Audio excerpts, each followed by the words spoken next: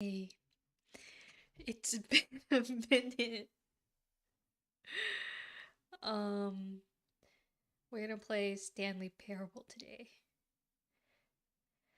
I haven't been streaming because it was the holidays and I was busy doing life stuff.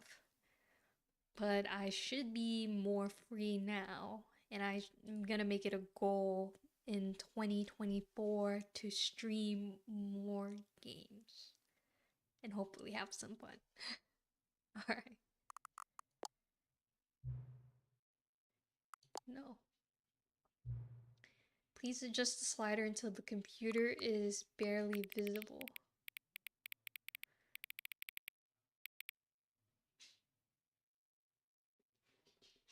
Dear God, it's been years. Hey, King of all fighters. I know. It has been a year.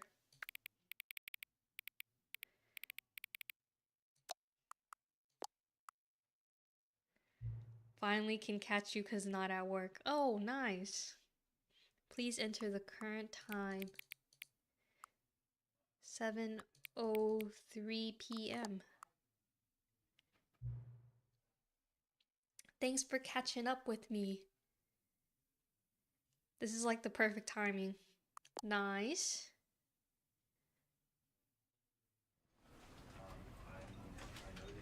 I've been, cause tomorrow you have an all-day shift. Oh, sorry about tomorrow. That sucks.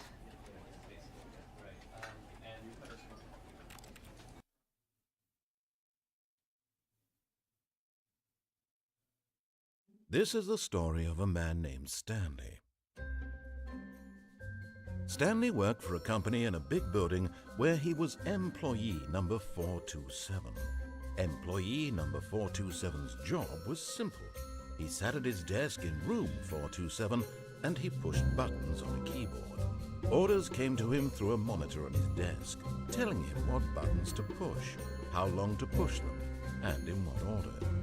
This is what employee 427 did every day of every month of every year. And although others might have considered it soul-rending, Stanley relished every moment that the orders came in, as though he had been made exactly for this job. And Stanley was happy. Good for Stanley. And then one day, something very peculiar happened. Something that would forever change Stanley. Something he would never quite forget.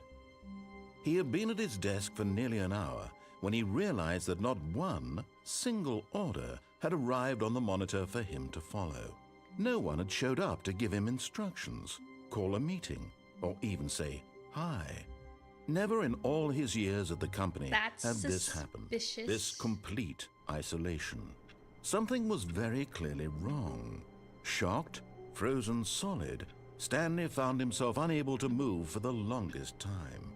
But as he came to his wits and regained his senses, he got up from his desk and stepped out of his office.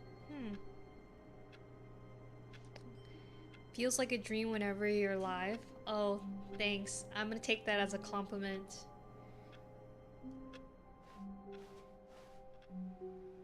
A fever dream or a lucid dream. I mean...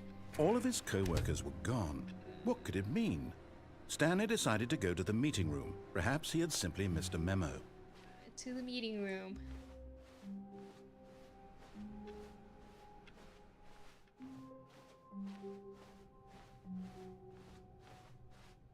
When Stanley came to a set of 2 open doors, he entered the door on his left.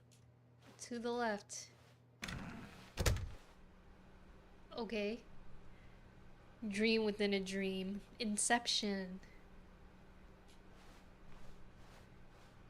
This is what this game feels like. I'm pretty sure.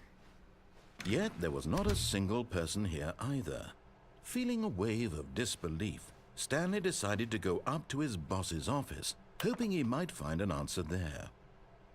How to solve a dispute with a coworker. Let it ball up inside you.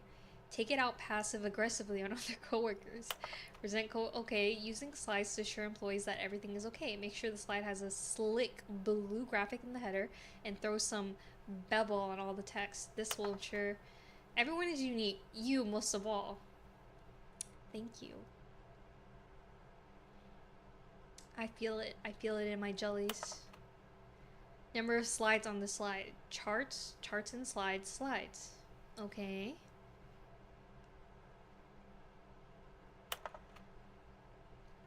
Oh, you haven't? I feel like you go live every time. I see it on the Discord notification, but I'm not able to tune in since I'm busy doing other stuff like editing. The Boss Appreciation Minute. On your Boss Appreciation worksheet, circle the top 20 things you love most about your boss. Fill out in triplicate. Okay, solving interpersonal conflict. If you ever find yourself in a conflict with another diligent employee like yourself, but more inclined towards conflict, unless you're the kind of, oh god, these slides go so fast, I can't read them. What are your dreams for the future? Talk radio. Mitosis. A boat. Tips for not getting fired. Talk less. Do unbelievably amazing work all the time, every day, with no expectation of promotion or recognition. Don't get fired. Fair. Okay, now we're back at the beginning of the slide. What do people want? Things, money, more money, things. But with money to buy more things. Graphs. Graphs about things and money. We have our new product.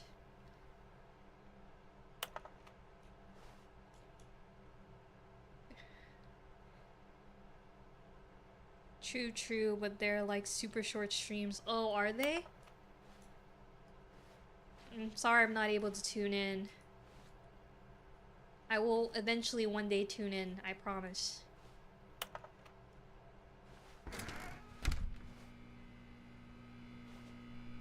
I can't enter this broom closet. Coming to a staircase, Stanley walked upstairs to his boss's office. Is this the boss's office? It's so executive bathroom. It's so different than the rest of the office.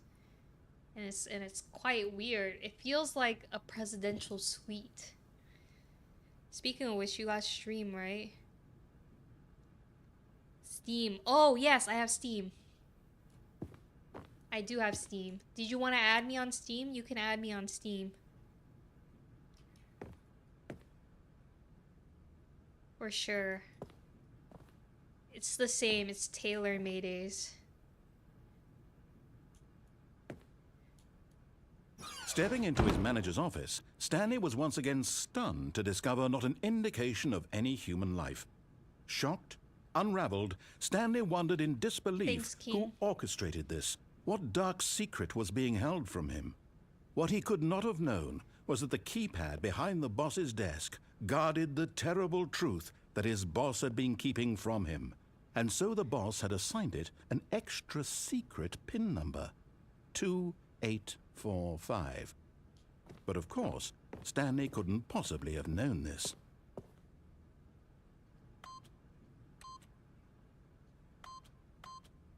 Yet incredibly, by simply pushing random buttons on the keypad, Stanley happened to input the correct code by sheer luck.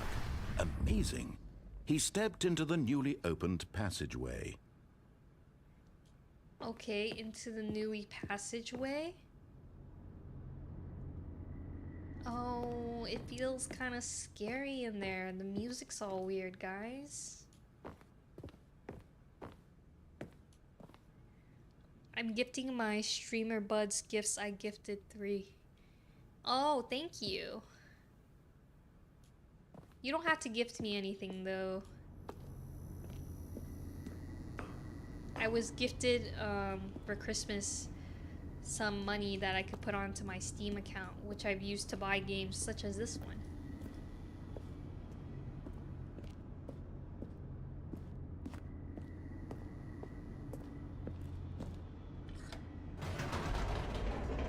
Down we go.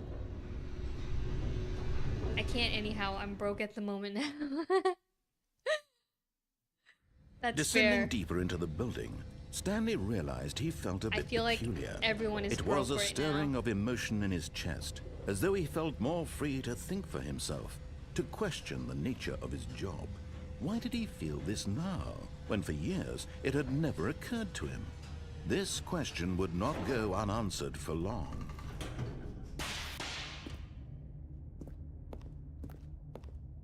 Stanley walked straight ahead through the large door that read Mind Control Facility. Although this passageway had the word escape written on it, the truth was that at the end of this hall, Stanley would meet his violent death. Really? What type of The violent? door behind him was not shut. Stanley still had every opportunity to turn around and get back on track. Well, I don't want to. At this point, Stanley was making a conscious, concerted effort to walk forward and willingly confront his death. What type of death? I want to know. What is this?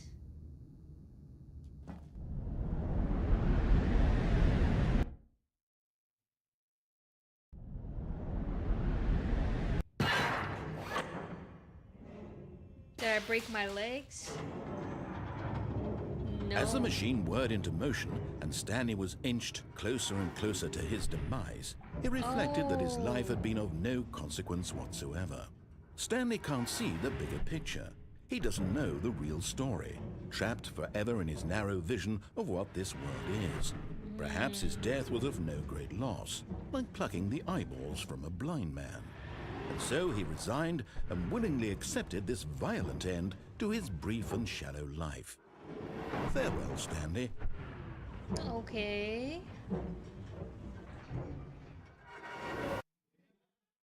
Stopped. "Farewell, Stanley," cried the narrator, as Stanley was led helplessly into the enormous metal jaws.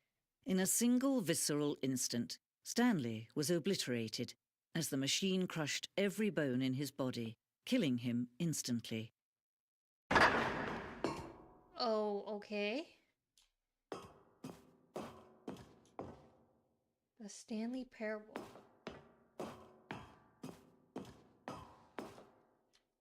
I can't jump over these boxes. The narrator changed, which is super interesting. Alright, I send a friend request, same name is here. Okay, I will definitely add you. And yet it would be just a few minutes before Stanley would restart the game, back in his office, as alive as ever.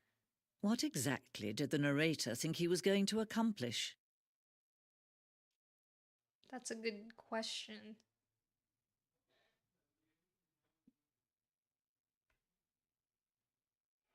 We're moving so slow.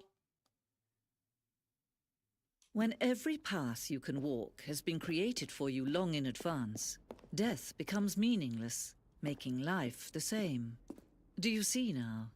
Do you see that Stanley was already dead from the moment he hit start? Corridor. The pacing of this opening section was important to get right. This corridor has been moved and altered to make the player reaches the two doors in good time. Interesting. The two doors. The set of two doors open was the very first concrete piece of the Stanley Parable's design. Once this room was created, the rest of the game emerged as an extension of it, an exploration of the contradiction this room posed.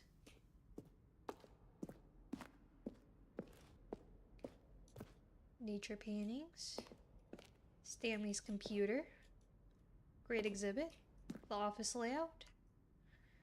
The blueprint shows the office from the beginning of the game. The path from Stanley's office to the two-door was the first part of the game built. Sections have been added and altered throughout the development, though the core layout remains almost identical to the first iteration. Interesting. The office. Thanks, there's a game I wanted to gift that's on sale for $5, regular 40, sales ends tomorrow. Oh my gosh, button sounds.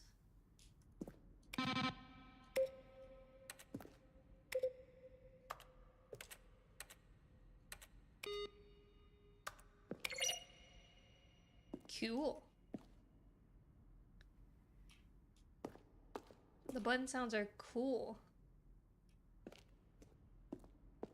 Credits? Did we somehow skip to the end of the game? Office computer. What's on this side?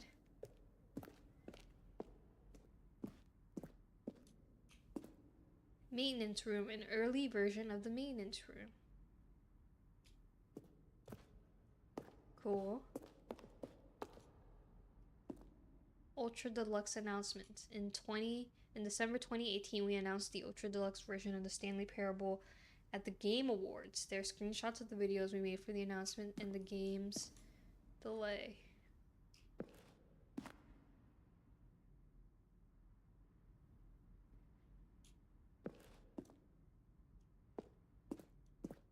Warzone. Early in development, we designed an ending where Stanley would end up on a battlefield fighting aliens.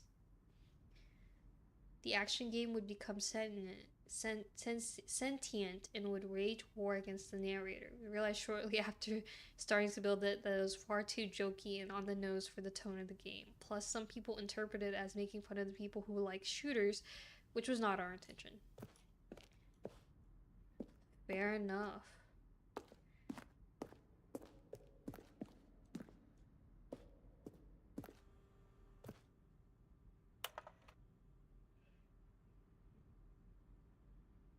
What?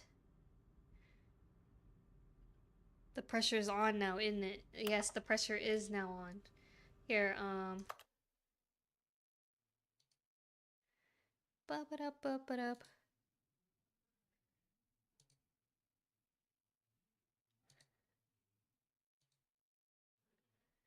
There we go.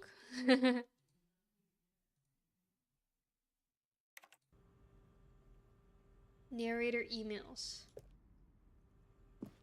After the second trailer we sent out, we asked people to email the narrator for questions. While we had initially planned to use these for further promotional materials, we never found the perfect use for them. Here is a selection of those emails. That's funny.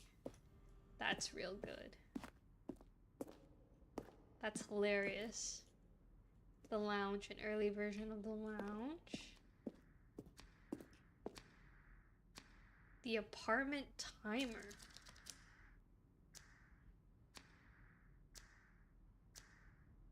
Interesting.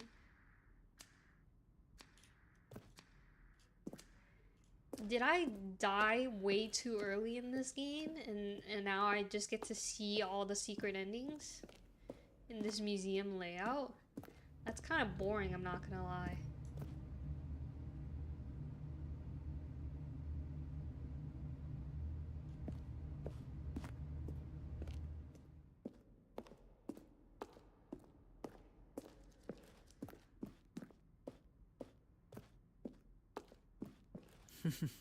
Why are you laughing? Oh, look at these two. How they wish to destroy one another.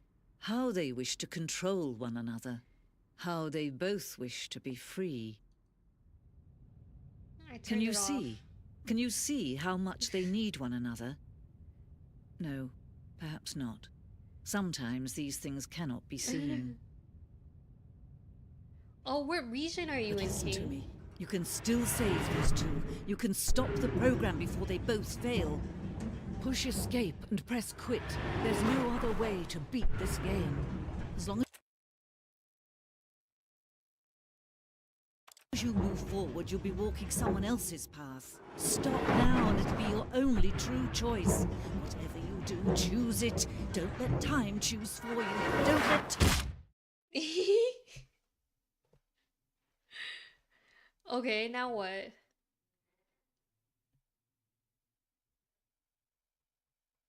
Loading. Oh, we start back over in cubicle 427.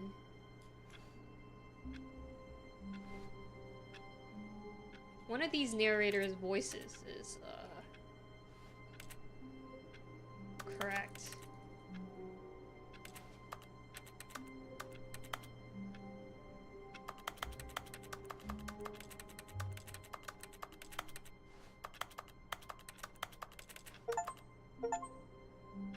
No, seriously, you can't jump, we disabled it. Awarded for getting...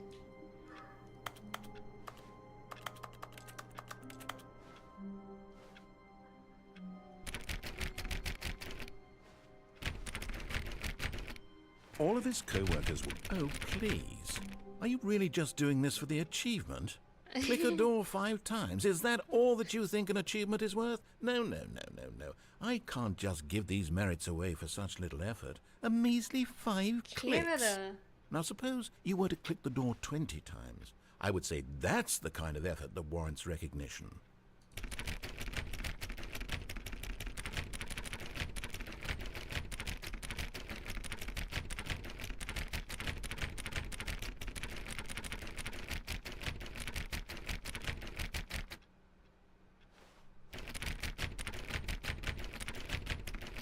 Canada, that's alright. There's next time. I'm broke now anyways. LOL, I spent so much this month on Samurai Showdown stuff. Ooh, like what? What did you spend your money on? I have to say, I'm still not feeling the satisfaction of witnessing true effort for a noble cause.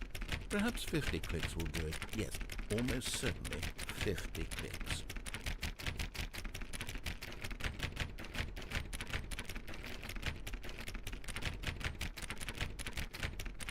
No, I'm still not feeling it. I want this achievement to have meant something. It has to be a true reward for valiant effort. I want to see some hustle, Stanley. I want to see commitment, a willingness to go all the way, no matter what the cost. Why don't you go put 20 clicks into door number 417? 417.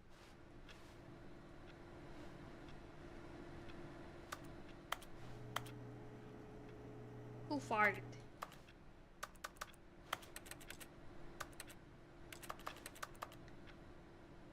I hate Mondays. I think that's what the cup says.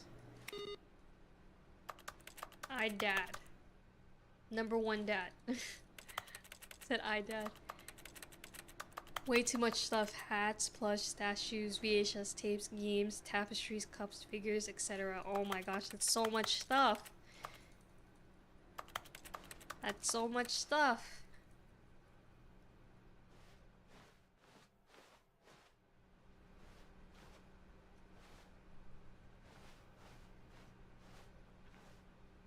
Awaiting input. Input received.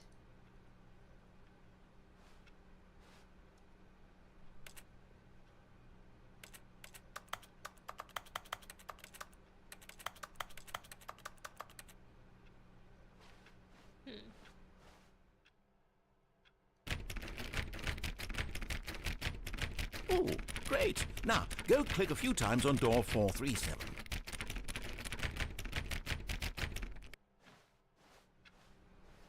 437. Where is that? Oh, is this one? Excellent. I think we're getting somewhere. Now, door 415. Let's give it 10 clicks or so.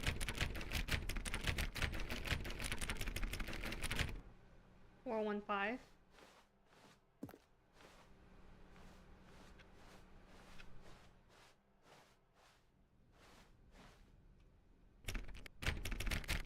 Now, back to door number 437.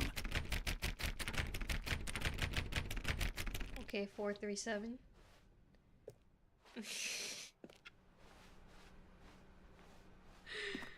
This might not lead to anything. 437 right here. Let's see. How about you click on, well, I don't know, the copy machine? Copy machine? All right, back to room 417. I'm really feeling it now. I think we're getting somewhere. Okay. Okay. We're feeling the jellies. 417. Okay, now go climb on employee 419's desk. 419. Here. I can't climb. Yes! This is great! You're putting it all on the line, Stanley. I like that. All right, let's keep it up. Go give me a few clicks on door 416. 416.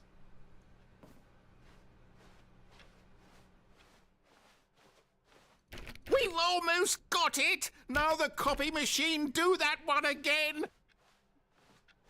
The copy machine. Okay. Finish it off, Stanley! 5 clicks on door 430!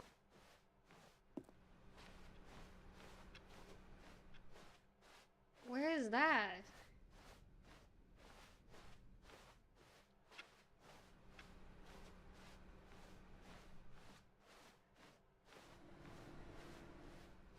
Where's 430? Oh. Yes! We did it! Oh, wow. That felt amazing. Oh, you really earned it, Stanley. Nothing could hold you back. Yes, I'm very proud of how far we've come today. Just think, only a few minutes ago you believed an achievement was worth 5 little clicks. Really now, what were you thinking? Oh, I see. So that was just for an achievement. That gave me a headache.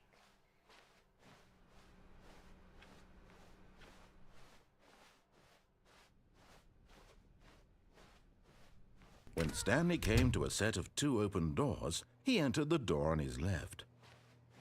This was not the correct way to the meeting room, and Stanley knew it perfectly well. Perhaps he wanted to stop by the employee lounge first, just to admire it.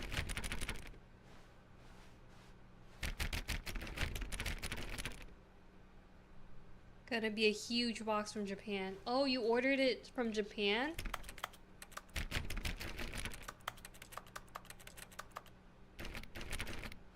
That's nice. I can't wait to see you unbox it. Are you gonna unbox it on stream?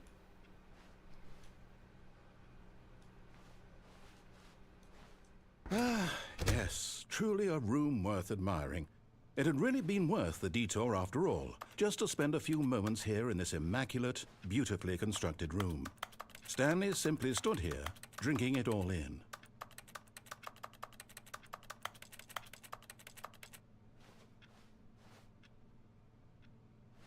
Yes, really, really worth it being here in the room. A room, but eager to get back to business, Stanley took the first open door on his left. This one? It looks so suspicious. What's up with this room? Stanley was so bad at following directions, it's incredible he wasn't fired years ago. Do not lie. If you're lying right now, stop. Okay.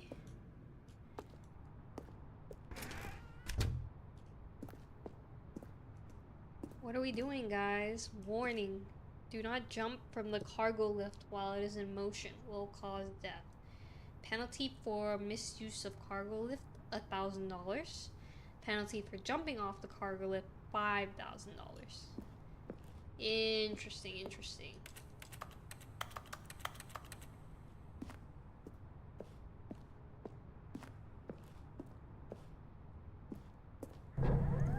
Look, Stanley, I think perhaps we've gotten off on the wrong foot here. I'm not your enemy, really, I'm not. I realize that investing your trust in someone else can be difficult, but the fact is that the story has been about nothing but you all this time. There's someone you've been neglecting, Stanley. Someone you've forgotten about. Please, stop trying to make every decision by yourself. Yep, Now, it will be I'm for not another asking week for or me, two. It's not shipped yet asking for because her. Zen Market Japan isn't open until January 4th tomorrow. This is it, Stanley. Your chance to redeem yourself. To put your work aside. To let her back into your life. She's been waiting. Who's she?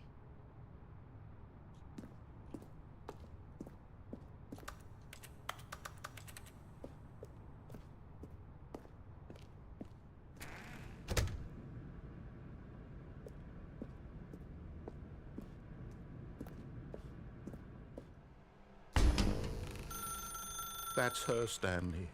You need to be the one to do this. To reach out to her. If you can truly place your faith in another, then pick up the phone. I picked up the phone.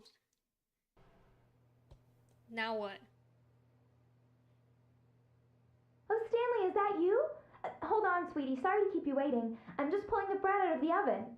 All right. Okay, there we go. All right, now, I want you to come in and tell me all about your day. Gotcha. Oh, come on. Did you actually think you had a loving wife? Who want to commit Yes. their life to you? I'm trying to make a point here, Stanley. I'm trying to get you to see something. Come inside. Let me show you what's really going on here. Okay. But what's down here? Sorry, but you're in my story now. Oh. Okay. This is a very sad story about the death of a man named Stanley. Good morning, employee 427. Press Y on your keyboard. Y. Stanley is quite a boring fellow. He has a job that demands nothing of him, and every button that he pushes is a reminder of the inconsequential nature of his existence. Please press B. Oh, they're so polite. Look at him there, pushing buttons, doing exactly what he's told to do. Now he's pushing a button. Now he's eating lunch. Now he's going home. Now he's coming back to work. One might even feel sorry for him, except that he's chosen this life. Please press C. So polite. Won't be for another week or two. Okay, they've been closed for about a week. That sucks. But it's the But holidays, in his mind, so it makes sense. in his mind, he can go on fantastic adventures. From behind his desk, Stanley dreamed of wild expeditions into the unknown, fantastic discoveries of new lands. It was wonderful. And each day that he returned to work was a reminder that none of it would ever happen to him. Please press R to watch TV. Oh. And so he began to fantasize about his own job. Oh. First, he imagined that one day while at work, he stepped up from his desk to realize that all of his co-workers, his boss, everyone in the building had suddenly vanished off the face of the earth. The thought excited him terribly. Please press H to spend time with the boys? What boys? So he went further.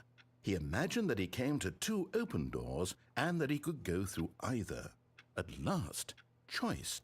It barely even mattered what lay behind each door. The mere thought that his decisions would mean something was almost too wonderful to behold. Press Z to prepare dinner. As he wandered through this fantasy world, he began to fill it with many possible paths and destinations.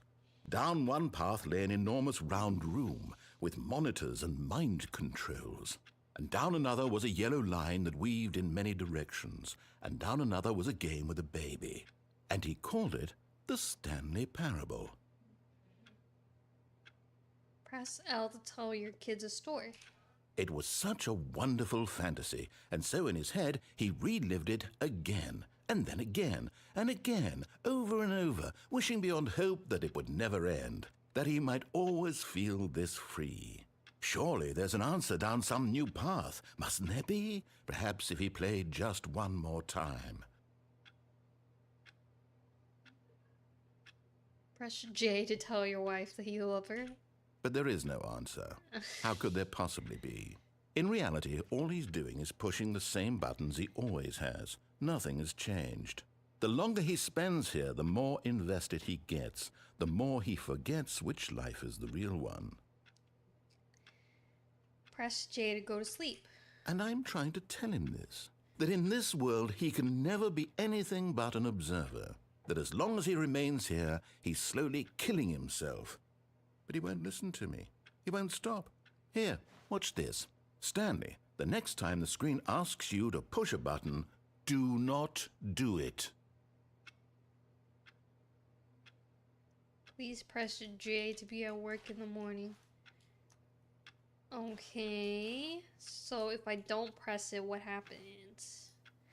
I'm stuck.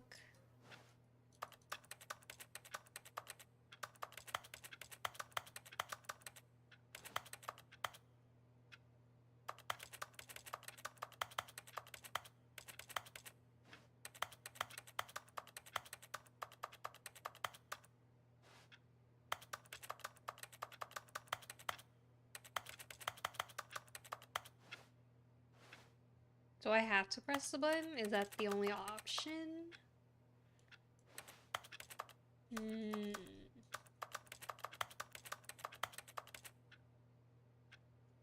You see? Can he just not hear me? How can I tell him in a way that he'll understand that every second he remains here, he's electing to kill himself? How can I get him to see what I see? How can I make him look at himself?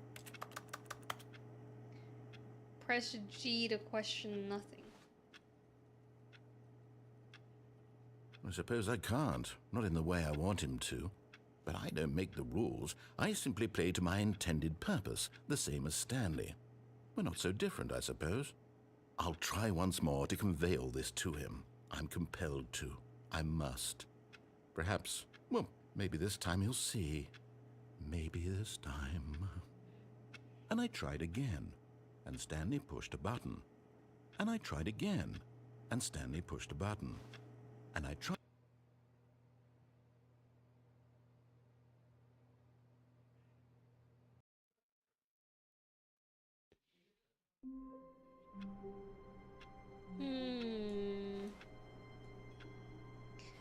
We're back where we started?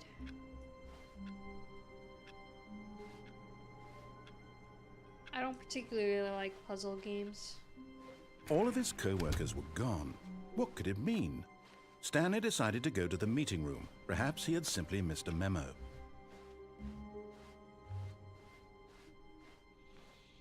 When Stanley came to a set of 2 open doors, he entered the door on his left.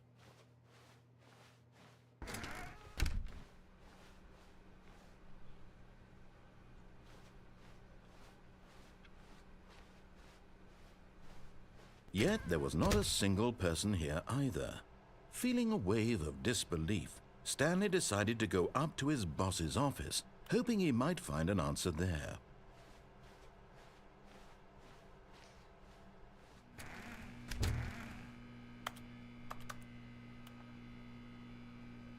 Oh. Stanley stepped into the broom closet, but there was nothing here, so he turned around and got back on track.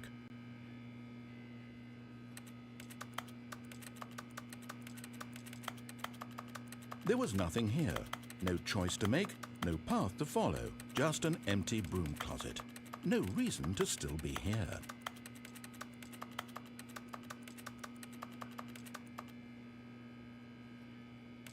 It was baffling that Stanley was still just sitting in the broom closet. He wasn't even doing anything. At least if there was something to interact with, he'd be justified in some way. As it is, he's literally just standing there doing sweet FA. Yeah. I am. I'm waiting for something to happen. Are you really still in the broom closet?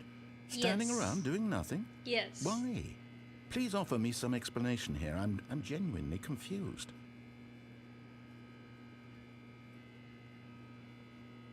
I don't know. You do realize there's no choice or anything in here, right? If I'd said Stanley walked past the broom closet, at least you would have had a reason for exploring it to find out. But it didn't even occur to me because literally this closet is of absolutely no significance to the story whatsoever. I never would have thought to mention it. Really?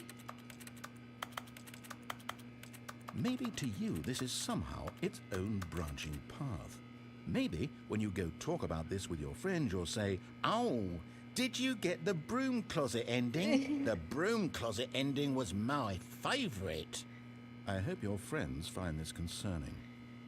Okay. Valid.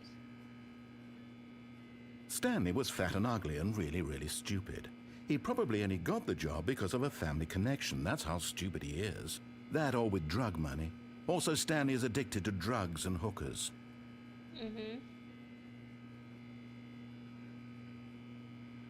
Well, I've come to a very definite conclusion about what's going on right now. You're dead. You got to this broom closet, explored it a bit, and were just about to leave because there's nothing here when a physical malady of some sort shut down your central nervous system and you collapsed on the keyboard. Well, in a situation like this, The responsible thing is to alert someone nearby so as to ensure that your body is taken care of before it begins to decompose. Hello? Anyone who happens to be nearby? The person at this computer is dead. They have fallen prey to any number of your countless human physiological vulnerabilities. It's indicative of the long-term sustainability of your species. Please remove their corpse from the area and instruct another human to take their place, making sure they understand basic first-person video game mechanics and filling them in on the history of narrative tropes in video gaming, so that the irony and insightful commentary of this game is not lost on them. All right, when you've done that, just step out into the hallway. No, I don't want.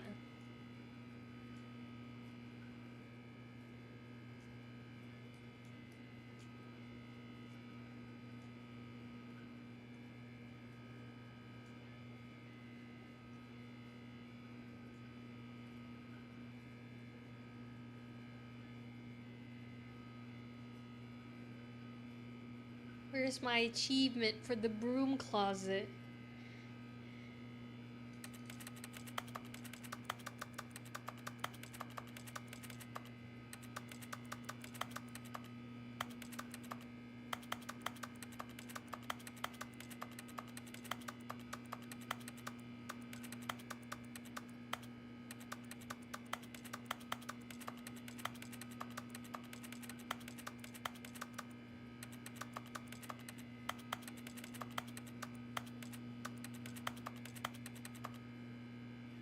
Ah, second player. It's good to have you on board. I guarantee you too? Unbelievable. I'm at the mercy of an entire species of invalids. Perhaps there's a monkey nearby you can hand the controls to. A fish? Fungus? Look, you can hammer out the details. I'm not particularly picky. I'll just be waiting for when you're ready to pick up the story again. Okay.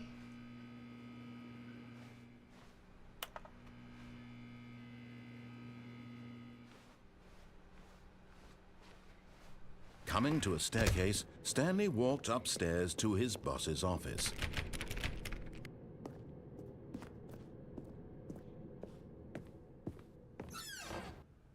Oh, I can go into the executive bathroom. Interesting. Can't see anything in the mirror. I've got the feeling money's for stealing. But not yours, of course.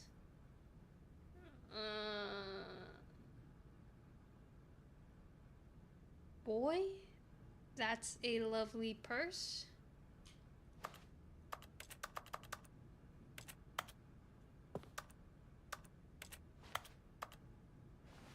Okay.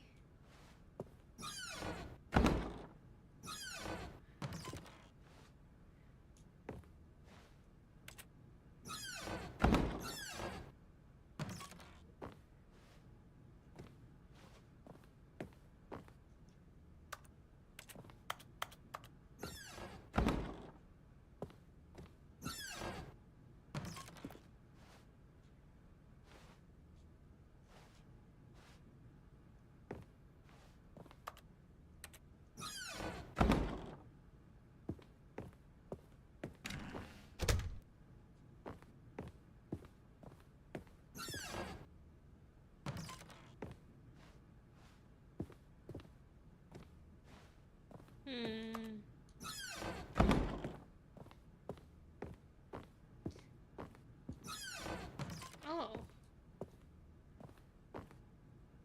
Okay.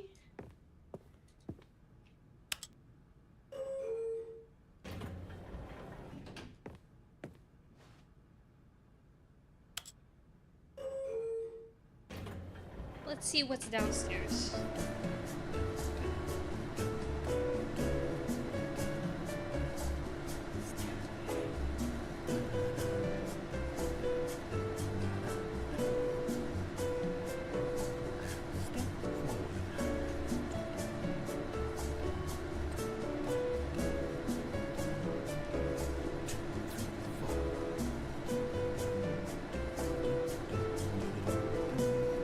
This is quite a long elevator ride.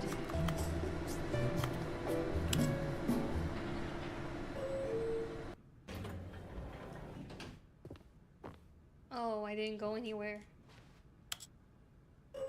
Maybe try going up.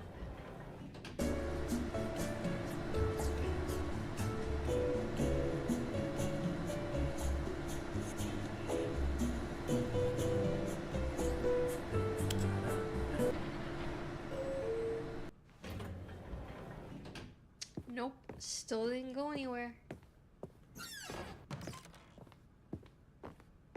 Stepping into his manager's office, Stanley was once again stunned to discover not an indication of any human life. What could it mean? Stanley wondered aloud to nobody. He began wildly tearing through papers on the boss's desk, pulling books off the shelf, looking behind paintings, desperate for clues to his situation. But his attention was caught by a keypad behind the boss's desk. What could its purpose be?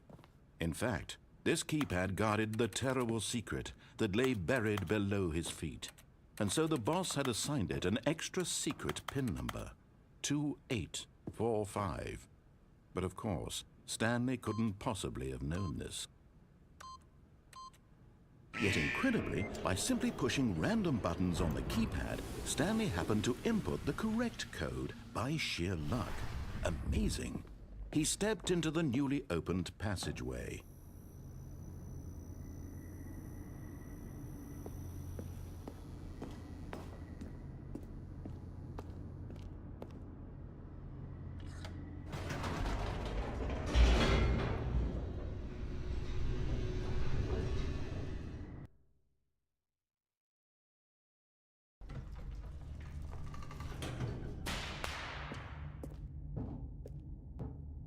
Stanley walked straight ahead through the large door that read Mind Control Facility. Okay.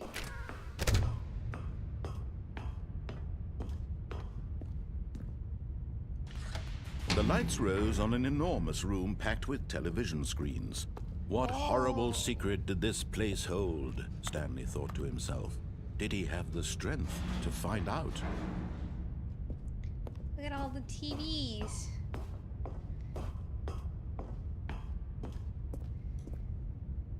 Oh. Now the monitors jumped to life, their true nature revealed. Each bore the number of an employee in the building, Stanley's co-workers. The lives of so many individuals reduced to images on a screen, and Stanley, one of them, eternally monitored in this place where freedom meant nothing.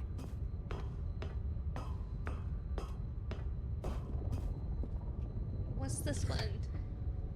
This mind control facility, it was too horrible to believe. It couldn't be true. Had Stanley really been under someone's control all this time? Was this the only reason he was happy with his boring job? That his emotions had been manipulated to accept it blindly? No. He refused to believe it. He couldn't accept it. His own life in someone else's control? Never! It was unthinkable, wasn't it? Was it even possible? Had he truly spent his entire life utterly blind to the world? But here was the proof, the heart of the operation. Controls labeled with emotions, happy or sad or content.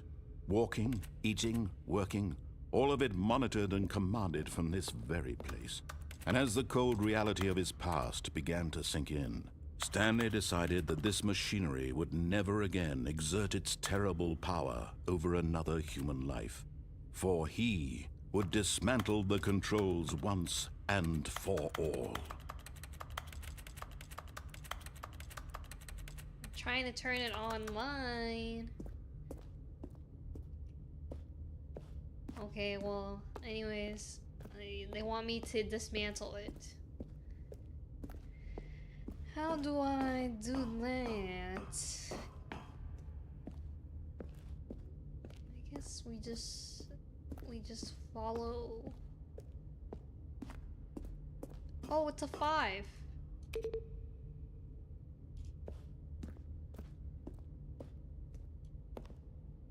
Just a 5?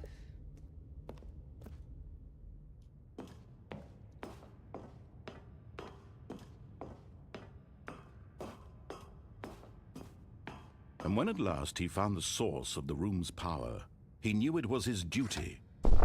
Oh, Stanley, you didn't just activate the controls, did you?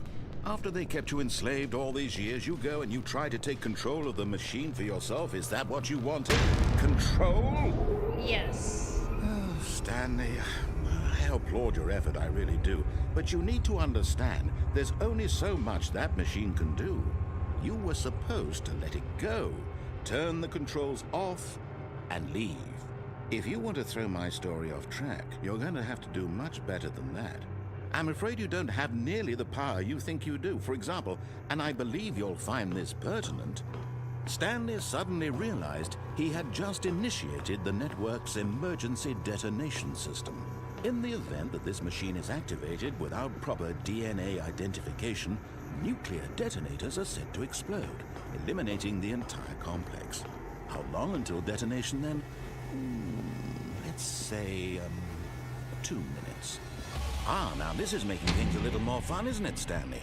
It's your time to shine. You are the star. It's your story now. Shape it to your heart's desires. Oh, this is much better than what I had in mind. What a shame we have so little time left to enjoy it. Mere moments until the bomb goes off. But what precious moments each one of them is. More time to talk about you, about me, where we're going, what all this means. I barely know where to start. What's that? You'd like to know where your co-workers are? A moment of solace before you're obliterated? All right, I'm in a good mood. You're gonna die anyway. I'll tell you exactly what happened to them. I erased them. I turned off the machine. I set you free. Of course, that was merely in this instance of the story. Sometimes when I tell it, I simply let you sit there in your office forever, pushing buttons endlessly and then dying alone. Other times, I let the office sink into the ground, swallowing everyone inside, or I let it burn to a crisp. I have to say this, though, this version of events has been rather amusing. Watching you try to make sense of everything and take back the control wrested away from you, it's quite rich. I almost hate to see it go. But I'm sure whatever I come up with on the next go-around will be even better. My goodness, only 34 seconds left. But I'm enjoying this so much. You know what? To hell with it. I'm going to put some extra time on the clock. Why not? These are precious additional seconds, Stanley. Time doesn't grow on trees. Oh dear me, what's the matter, Stanley? Is it that you have no idea where you're going or what you're supposed to be doing right now? Or did you So I just was assume when doing you saw that a bit timer of that last-minute something in this photography. room I was posted it in capable your of art turning it section. off? Oh, I mean, nice. look at you. Running from I button always to look button, forward to screen seeing to screen, art. clicking on every little thing in this room. These numbered buttons, no, these colored ones. Or maybe this big red button, or this door. Everything, anything, something here will save me. Why would you think that, Stanley? That this video game can be beaten? Won? Solved? Do you have any idea what your purpose in this place is? Stanley, you're in for quite a disappointment. But here's a spoiler for you. That timer isn't a catalyst to keep the action moving along. It's just seconds ticking away to your death. You're only still playing instead of watching a cutscene because I want to watch you for every moment that you're powerless. To see you made humble. This is not a challenge. It's a tragedy. You wanted to control this world, that's fine. But I'm going to destroy it first, so you can't. Take a look at the clock, Stanley. That's 30 seconds you have left to struggle. 30 seconds until a big boom and then nothing. No ending here, just you being blown to pieces. Will you cling desperately to your frail life, or will you let it go peacefully? Another choice. Make it count. Or don't. It's all the same to me, all a part of the joke.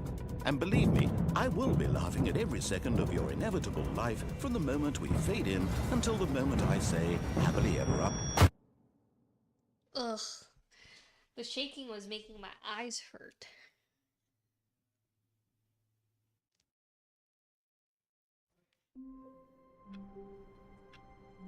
Okay, so we're back here.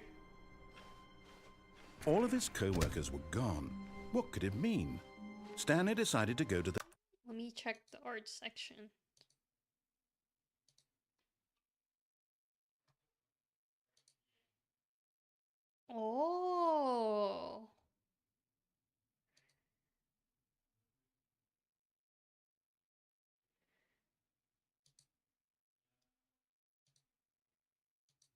Nice, nice. The meeting room. Perhaps he had simply missed a memo.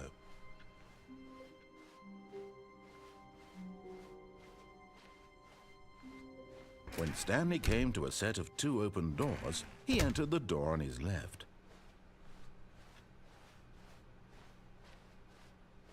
Yet there was not a single person here either. Feeling a wave of disbelief, Stanley decided to go up to his boss. Coming to a staircase, Stanley walked upstairs to his boss's office.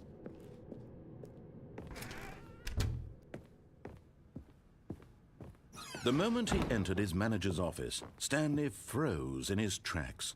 Not a living soul anywhere. Could he really be all alone? Stanley was in such a rush to get through the story as quickly as possible, he didn't even have a single minute to just let the narrator talk. That kind of anxiety isn't healthy, so he relaxed for a few moments with some calming New Age music. Cool. Love how it turned out. I put a bunch of Hanafuda cards on the ground and buried the Switch in it while this beautiful cutscene was playing. Oh yes, it turned out really nice. Feeling soothed and rejuvenated, Stanley calmly walked forward into the opened passageway.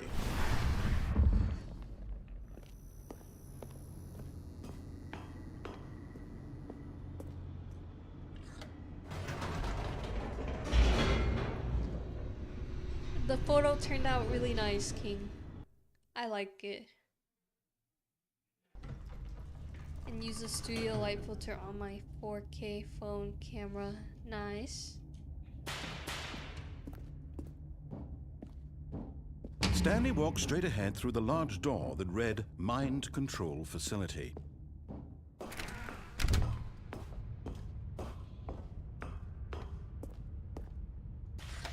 The lights rose on an enormous room packed with television screens.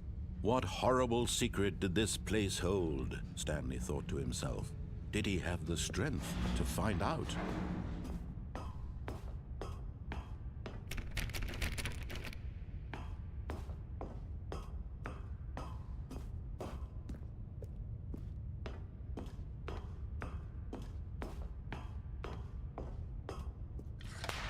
Now the monitors jumped to life, their true nature revealed. Each bore the number of an employee in the building, culture. Stanley's co-workers, really the lives of interesting so and many really nice. individuals reduced to images on a screen, and Stanley, one of them, eternally monitored in this place where freedom meant nothing.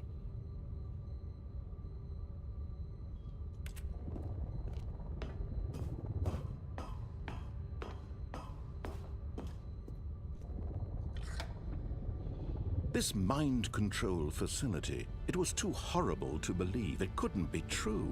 Had Stanley really been under someone's control all this time? Was this the only reason he was happy with his boring job? That his emotions had been manipulated to accept it blindly? No, he refused to believe it. He couldn't accept it. His own life in someone else's control? Never! It was unthinkable, wasn't it? Was it even possible? Had he truly spent his entire life utterly blind to the world? Posted a few more pics. Okay, I'll take a look. But here was the proof, the heart of the operation. Controls labeled with emotions, happy or sad or content. Walking, eating, working, all of it monitored and commanded from this very place. And as the cold reality of his past began to sink in, Stanley decided that this machine...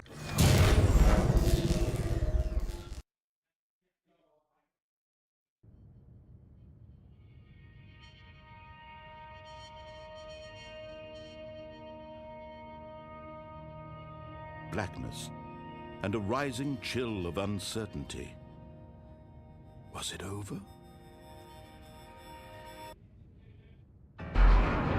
Yes, he had won. He had defeated the machine, unshackled himself from someone else's command. Freedom was mere moments away. And yet, even as the immense door slowly opened, Stanley reflected on how many puzzles still lay unsolved. Where had his co-workers gone? How had he been freed from the machine's grasp? What other mysteries did this strange building hold? But as sunlight streamed into the chamber, he realized none of this mattered to him, for it was not knowledge or even power that he had been seeking, but happiness. Perhaps his goal had not been to understand, but to let go. No longer would anyone tell him where to go, what to do, or how to feel. Whatever life he lives, it will be his. And that was all he needed to know. It was perhaps the only thing worth knowing. Stanley stepped through the open door. Stanley felt the cool breeze upon his skin, the feeling of liberation, the immense possibility of the new path before him. This was exactly the way, right now, that things were meant to happen. And Stanley was happy.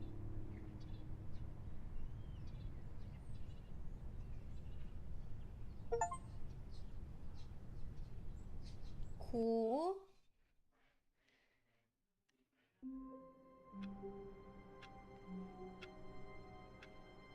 Oh, that's so interesting.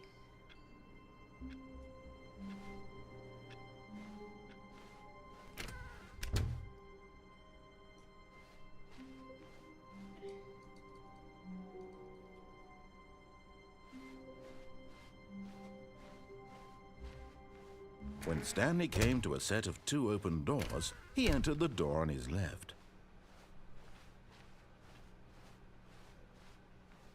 Yet there was not a single person here either. Feeling a wave of disbelief, Stanley decided to go up to his... Coming to a staircase, Stanley walked upstairs to his boss's office.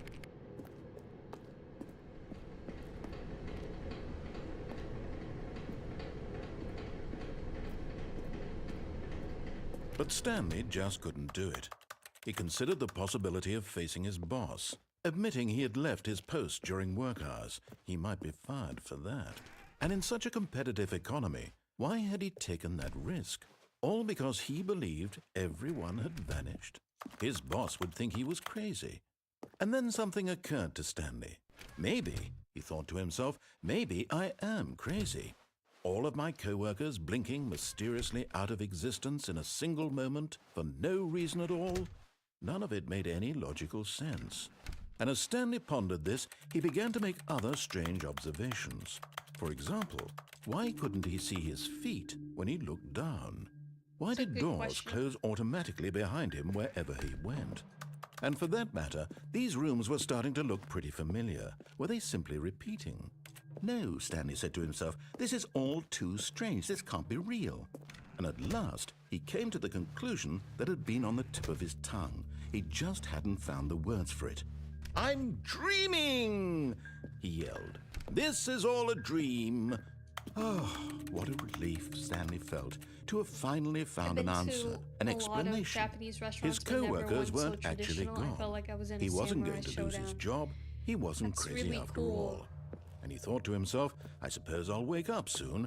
I'll have to go back to my boring real-life job pushing buttons. I may as well enjoy this while I'm still lucid. I love Japanese food, like he everything imagined was himself so century flying appropriate and began to from gently the floor float into the above the tables. ground. That's really cool. Then he imagined himself soaring through space on a magical starfield, and it too appeared. It was so much fun, and Stanley marveled that he had still not woken up. How was he remaining so lucid? And then perhaps the strangest question of them all entered Stanley's head. One he was amazed he hadn't asked himself sooner. Why is there a voice in my head dictating everything that I'm doing and thinking? Now the voice was describing itself being considered by Stanley, who found it particularly strange. I'm dreaming about a voice describing me, thinking about how it's describing my thoughts, he thought. And while he thought it all very odd and wondered if this voice spoke to all people in their dreams, the truth was that, of course, this was not a dream. How could it be?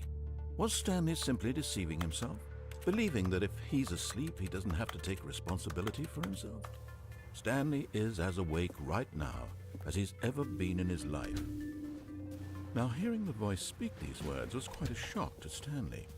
After all, he knew for certain, beyond a doubt, that this was in fact a dream. Did the voice not see him float and make the magical stars just a moment ago? How else would the voice explain all that? This voice was a part of himself too. Surely, if he could just... He would prove it. He would prove that he was in control, that this was a dream. So he closed his eyes gently, and he invited himself to wake up. He felt the cool weight of the blanket on his skin, the press of the mattress on his back, the fresh air of a world outside this one. Let me wake up, he thought to himself. I'm through with this dream. I wish it to be over. Let me go back to my job. Let me continue pushing the buttons. Please, it's all I want. I want my apartment and my wife and my job. All I want is my life exactly the way it's always been. My life is normal. I am normal. Everything will be fine. I am okay.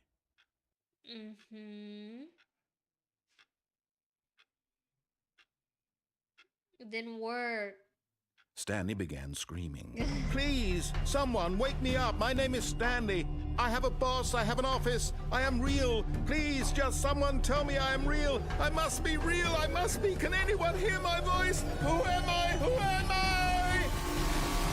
And everything went black.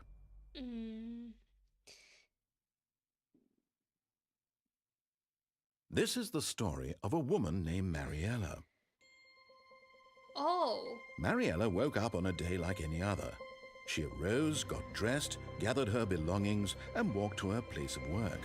But on this particular day, her walk was interrupted by the body of a man who had stumbled through town talking and screaming to himself, and then collapsed dead on the sidewalk. And although she would soon turn to go call for an ambulance, for just a few brief moments she considered the strange man. He was obviously crazy. This much she knew. Everyone knows what crazy people look like. And in that moment, she thought to herself how lucky she was to be normal. I am sane. I am in control of my mind. I know what is real and what isn't. It was comforting to think this, and in a certain way, seeing this man made her feel better. But then she remembered the meeting she had scheduled for that day, the very important people whose impressions of her would affect her career, and by extension, the rest of her life. She had no time for this, so it was only a moment that she stood there, staring down at the body. And then she turned and ran. Okay. Interesting. Speaking of Samurai Showdown, for the first time ever after 10 years, the English fan translation for the Samurai Showdown RPG is finally finished. Yes, my favorite fighting game ever has its own JRPG. It was released only in Japan back in 1997.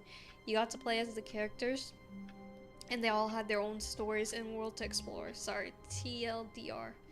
My life is now complete. Nice.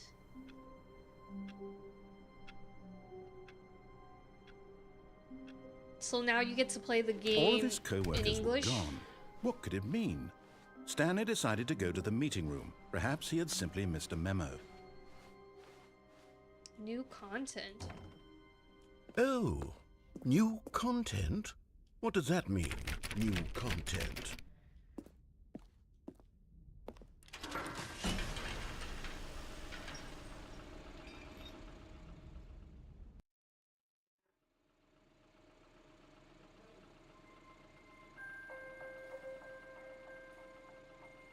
I love new content. Hello, and thank you for playing the Stanley Parable Ultra Deluxe. As you may know, the Stanley Parable was a video game released in 2013 on home computers. After receiving critical and commercial success, it was expanded upon in 2022 with the Stanley Parable Ultra Deluxe, a reimagining of the game for consoles and home computers.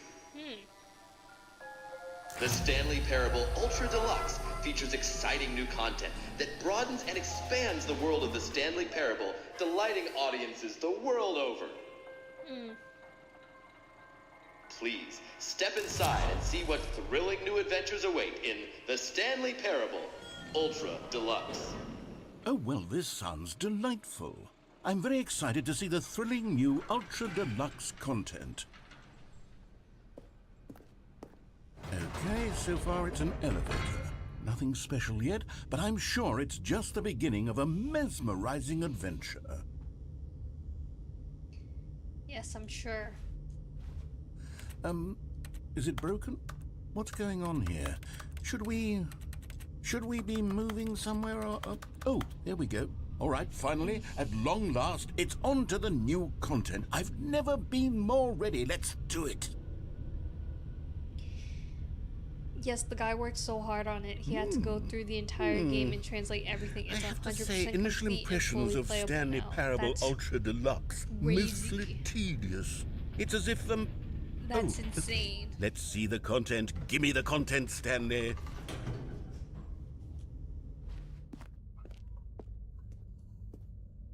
New All right. content. All right, let's see. It's the jump circle.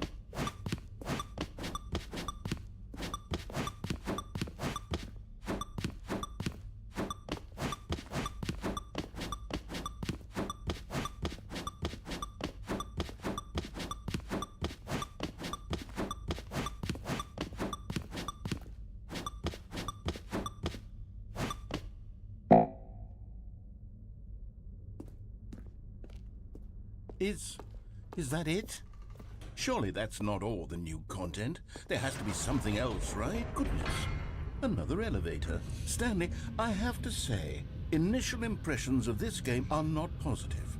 It's just elevators and jumping. The fan Is this what translation is passes so for good, it looks exciting new official, like content? something If this is new that content, SNK then I could just would read you make. the whole dictionary. There's 20 hours of new content right there. Hell, I could count to 30 trillion. You could put that on the box. The Stanley Parable Ultra Deluxe, now with over 1,000 hours of new content. And oh, wait. There's more. Very good. Yes. I knew there had to be something else. Let's see it. I'm Like- ready for whatever it is. If we showed someone, they wouldn't even be able to tell that it was done by one man. I love fan translations. I appreciate all the hard work that people put in for fan translations. And it's usually very nice. I remember back in the day when anime was fan translated.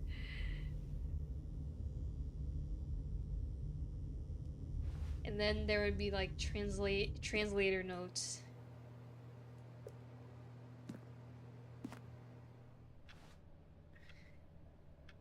Like Mother, it's like Mother 3, it's that level of professionalism. I believe you, I believe you.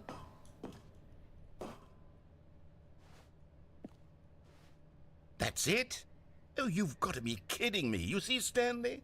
This is what happens when greedy video game developers with no respect for their fan base rush a cheap expansion to market for no reason other than to make an easy dollar. And don't get me started on the level of craftsmanship that's gone into it. In fact, I'm looking right now at the game's achievements, and it's hard to believe one of them actually says, "Test achievement, please ignore." What quality assurance department signed off on this? I'm infuriated and I'm offended, and I intend to find these people on Twitter and hold them personally accountable. It's my fault, Stanley. I built up too much anticipation around the new content, I'm afraid. It could never have lived up to such expectations. If you're still with me, why don't we just reset the game, and we'll try to get back to what the Stanley Parable is really about. No frills, no gimmicks. Just you and me having a great time together like always. What do you say, friend? Yo, I have the Samurai Showdown movie fan subbed. It's professionally done. Fan subs are awesome. Fan subs are awesome. I love fan subs.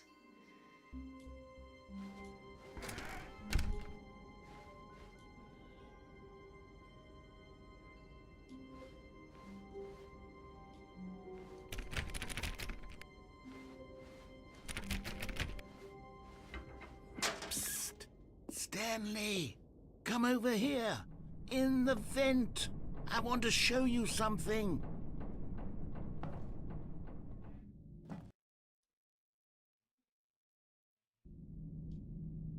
Okay, you remember how cheap and unsatisfying the new Ultra Deluxe content turned out to be? Well, it got me thinking about the past and how much better the Stanley Parable used to be. So I made something special and tucked it away here where the game's developers won't find it. Just our little secret. Take a look.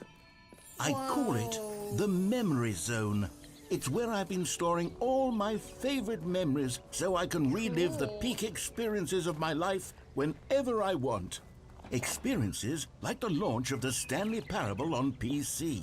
You see, Stanley, doesn't the Memory Zone remind you of how wonderful Stanley Parable was before it was sullied with a cheap re-release? Remember back in October of 2013 when the game originally launched? Back then, video games had integrity. Back then, it all meant something. Oh, the waste. Cool. It's another museum. Oh, look. That moment. I'm glad he likes it. And over here is where I keep reviews of the Stanley Parable. Like this stunning triumph of games journalism, 10 out of 10 from Destructoid.com. James Stephanie Sterling writes, and I quote, "Where so many games that aspire to be more than games end up less than any form of art, Stanley Parable strives and then succeeds to be every game ever created." Did you hear that, Stanley? Every game ever created. That's how grand and all-encompassing the original Stanley Parable was. It was literally every game ever created. It was Skyrim, it was Persona 3, it was all of them. Persona 3. And now, it's nothing. Oh. It's no games at all. It isn't even the Stanley Parable anymore. It's just Persona a husk 3 got a now. special A mention. lifeless Nice. husk with an hour of new elevator content. Okay, it brings what companies could never bother doing or have the money to do so. Like even the Nakoruru Samurai Showdown character spinoff has his own fan sub. Cool, and it's so well done. FYI, Nakoruru is the entirety of my channel. She's our mascot. That's cool. That's cool. I noticed that. I noticed that.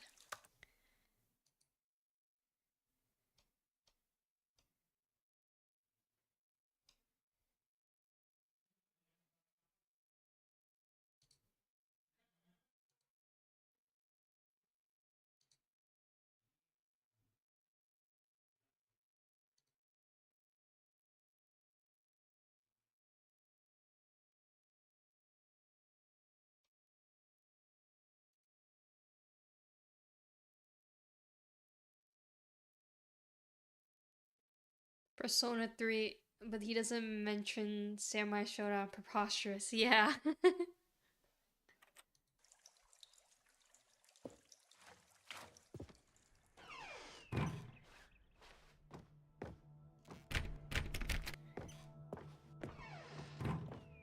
Here's another moving passage, this time from GameSpot.com. The Stanley Parable is both a richly stimulating commentary on the nature of choice in games and one that offers some of the most enjoyable, surprising, and rewarding choices I've ever been confronted with in a game. 9 out of 10. Don't you get it, Stanley? The game was perfect. It didn't need anything else. It didn't need new content. It just needed to be left alone, to spend the rest of time collecting dust in the hallowed hall of beloved video game memories.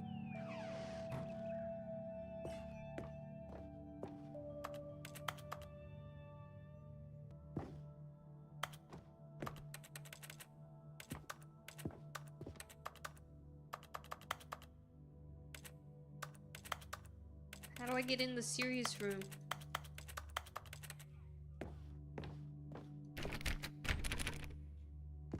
These boxes are blocking the way. How do I get in? That's what Samurai Showdown is to me. Memories that will last forever. No, it's great to have a game like that. That means so much to you.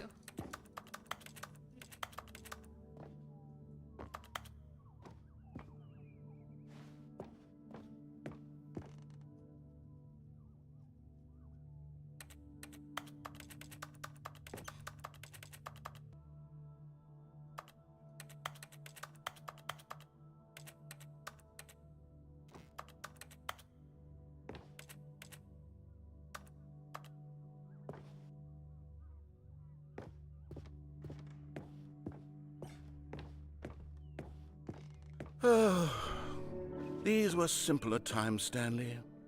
But I wouldn't give to go back, to have it all over again. Wait, Oh, it changed. hang on. I don't recall this part of the memory zone before. What's this? What's down here? Oh, no. Oh, God, no. Stanley, it's a collection of reviews from Steam, the online video game distributor. I haven't looked at these in years. I can't even imagine what's been collecting down here. Surely these reviews were glowing as well, weren't they?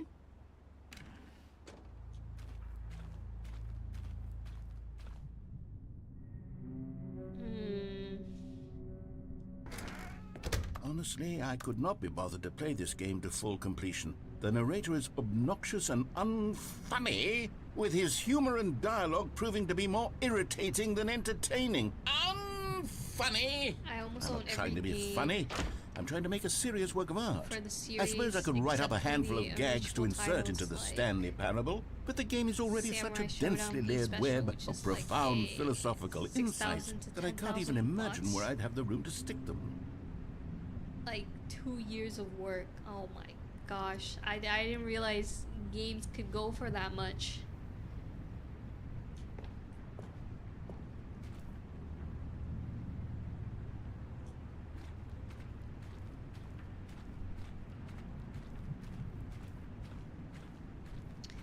I always buy my games on sale, so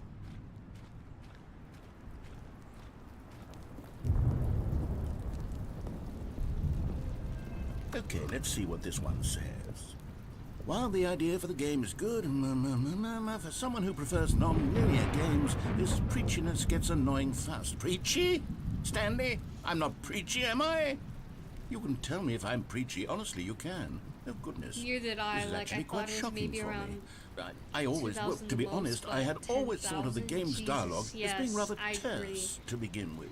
That's You wild. can't know how much fluff I cut from the game to get it to feel as light and airy as it... Well, I always thought it did, but maybe it wasn't. Oh dear, what an awful memory to have to hold on to. These black marks on my otherwise unimpeachable track record. I feel like a failure, like I let these people down. Perhaps the Stanley Parable isn't quite as sterling as I always remembered. What's this one got to say? You constantly have to stop doing anything so the narrator can catch up with his long-winded explanations of what's happening. I wish there was a skip button. A skip button? Well, yes. Yes, I think we can do that. If I'm truly too preachy, then maybe letting you skip ahead for just a moment, surely it couldn't hurt. Not if it means we can strike these negative reviews from the record. Only positive reviews of the Stanley Parable. That's my motto today, and it's always been my motto. I'd do anything for the customer, Stanley. Yes, a skip button we shall have. Okay. Oh, it's a skip button. And here it is. Go ahead and... Oh, you're back, you see. You were only frozen in time for a few minutes, but it was plenty of time for me to deliver a long, rambling monologue full of... Well, there, sport. You really did catch me rambling on a bit, didn't you? But that's the power of the button. The minute I start to go off on a thoughtless display of self-absorption, it's... Okay, welcome back, Stanley. Now, I should say that the amount of time the button has been skipping through is becoming longer and longer. That last one was, well, I want to say maybe 30, 45... Stanley! Stanley, please don't push the button again. It's been 12 hours. You've just been frozen there. I don't know why the skips are getting longer, but they're really, truly getting longer, and my God, there's no way out of the room. Stanley, the door is gone. It's completely gone. Oh, Stanley, you're back. You're back. Oh, my goodness. I have someone to talk to again. Stanley, I think it's been a week. Or 2 weeks. I've been sitting here Never all mind, that time, one sold just for sitting 3,000. here, not a That's single person still to speak with. crazy. And you'd think that that's just how it's always been, right? Me talking and you saying nothing. Would you think that... Oh, hello. It's you. You're here again. Welcome. I have had time to think about you and about us and about everything we've been through. I've had so much.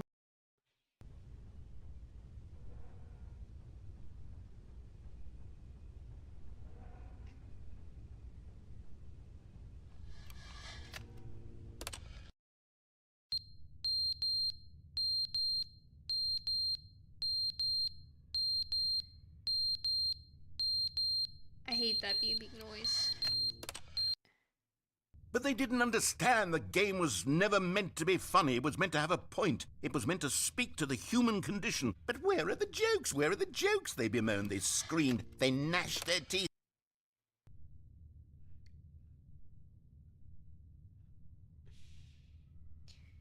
Sure as however, some are asking 5,000 to 10,000, but none of them have sold for that yet.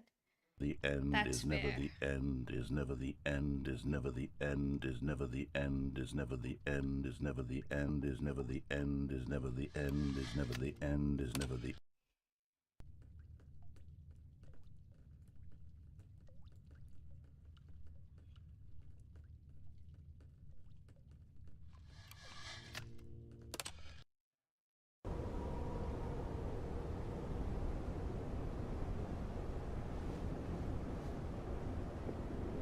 There's still no way out.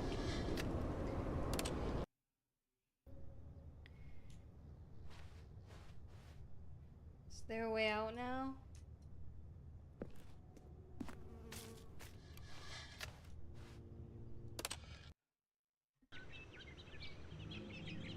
Oh, this greenery is nice.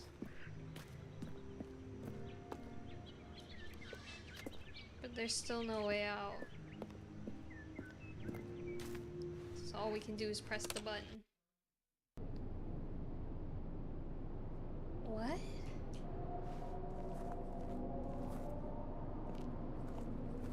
All the greenery disappeared.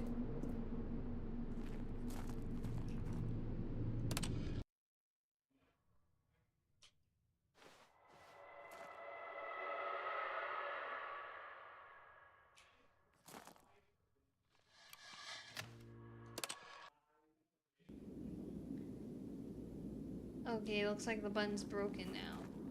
Oh, is this the way out?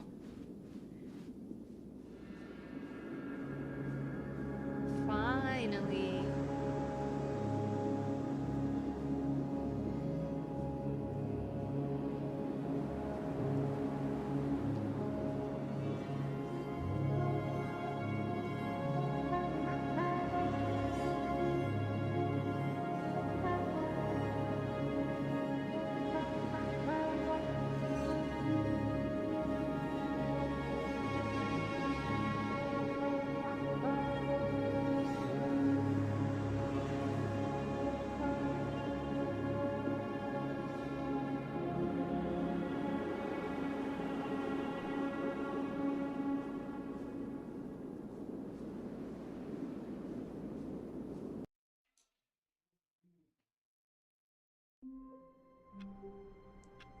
Cool. All of his co-workers were gone. What could it mean? Stanley decided to go to the meeting room. Perhaps he had simply missed a memo. New content. Oh, good. You noticed my sign. Yes, I have something very exciting to show you. Okay, okay.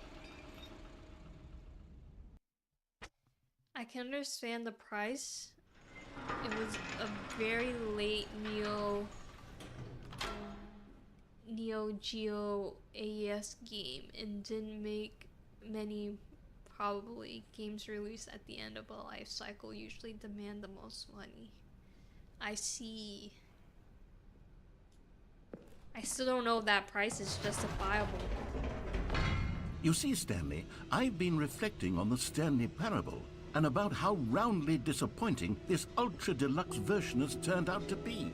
The original Stanley Parable was a landmark, and any new content for it should live up to that legacy. So forget this ultra-deluxe nonsense. I say we take it one step even further. Which is why I'm very proud to announce for the first time ever The Stanley Parable 2.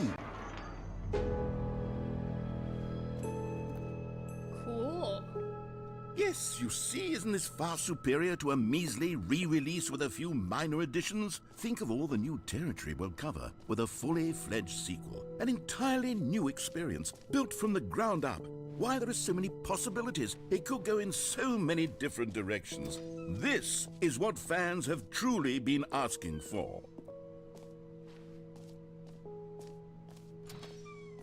Now, to be clear, I haven't quite nailed down what exactly the Stanley Parable 2 is going to be, but let's take a look at some of the features I've been developing for it. I figure that if I can loosely organize a handful of interesting concepts, that surely the game will sort of naturally spring up around them. It'll all work itself out. Game development is much more of a fuzzy magic than anything scientific or logical, really. Here we are. Go on, try out some of the new features.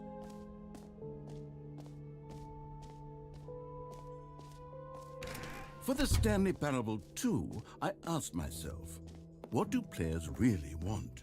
And of course, the first and most obvious answer is that they want to be individually recognized and validated as people. So with that in mind, my first... Sorry, I should have clarified. Right now, the button only says the name Jim. But of course, in the final game, this button will say your name, whatever name that is. Here, let's have you role-play as Jim to really simulate the full experience of this feature. Just play along. I promise you'll love it. Okay, here we go. Let's take a deep breath, clear your mind, forget whoever you are, and simply become a person named Jim. Jim. Whoa, hold on. I wasn't finished setting up the backstory. If you don't properly roleplay as Jim, then you'll never understand the impact of this button. Otherwise, it's just a stupid button that says somebody else's name. Okay, we're doing it again, and this time let me finish first. Now, allow yourself to become Jim. Imagine yourself driving to work as Jim, playing frisbee on the weekends as Jim, staying up all night for a popcorn and horror movie sleepover as Jim, developing a crippling substance addiction as Jim, rediscovering yourself through fringe religious groups as Jim, and finally, dying a slow death at an old age, surrounded by members of your cult as Jim. Do you feel it in your soul? Are you really, truly Jim right now? If so, then please step forward and press the button.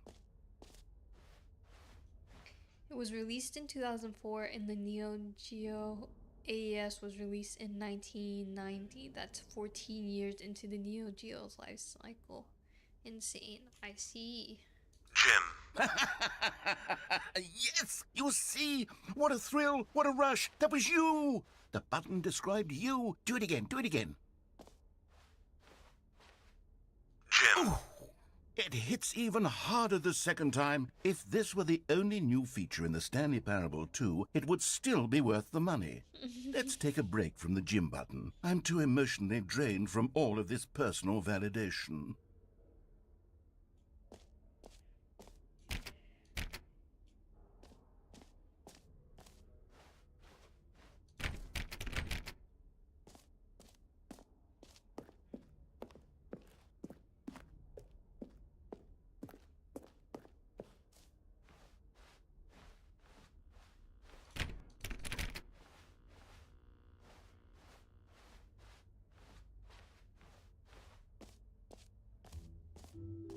I suppose I could allow only people named Jim to play the Stanley Parable 2. That would actually save me the work of finishing this feature.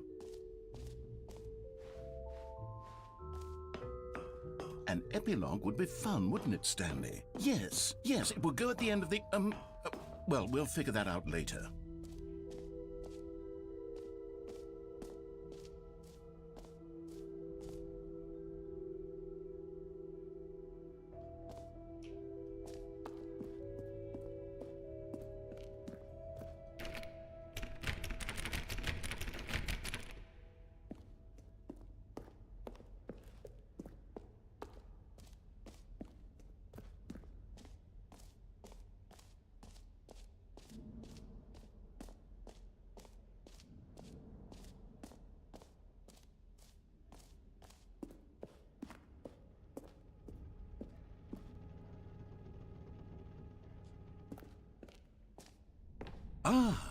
collectibles. Now it's a real video game. In the Stanley Parable 2, you'll run around gathering up these miniature Stanley figurines. And what's truly innovative is that there will be no reward for collecting all of them. I don't want to stifle the intrinsic joy of watching a number go up. You simply collect all of them, and then you move the hell on with your unremarkable life. Okay.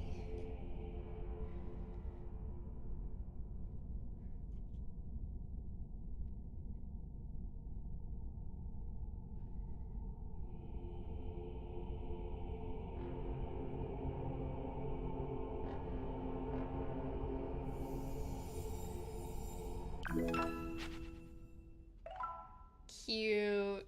Oh, it's so cute. That was so cute. God, it really is the worst when you collect everything in a video game and then they give you a big fancy reward for it. Absolutely. You know what? Let's bring the jump circle back for Stanley Parable 2 as well. It's a... Oh, wait. You already spent all your jumps the first time we saw the jump circle? Oh well. I suppose it can just be a nice decorative piece. Now here's something special. You remember that broken test achievement that got left in the game on accident? Well, I'm developing a technology to simply give you the achievement. Yes, you see, you'll come to this lever, and when you pull it, the achievement will be given to you. It's as simple as that. Okay, perhaps I should have clarified. This is technology that will exist. Right now, the achievement is still fully broken. I'm not a wizard, Stanley, but I guarantee it will be fixed in the sequel to at last satisfy the hordes of ravenous fans all over the world who have been uproariously demanding this feature. Gamers, we hear you, and I promise it will happen. Imagine releasing a game 14 years later when GameCube, Xbox, and PS2 are out. Yeah, that's wild.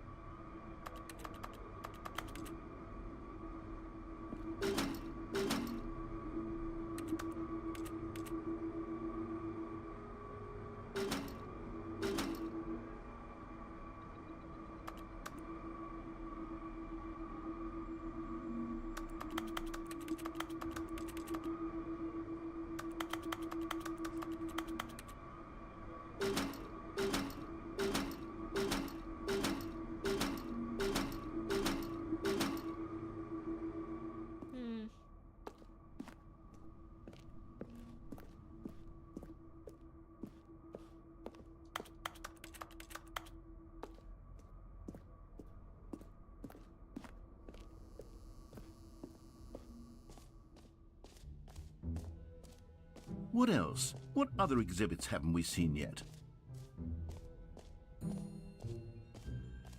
Okay, I'll be honest, I haven't yet decided on this one.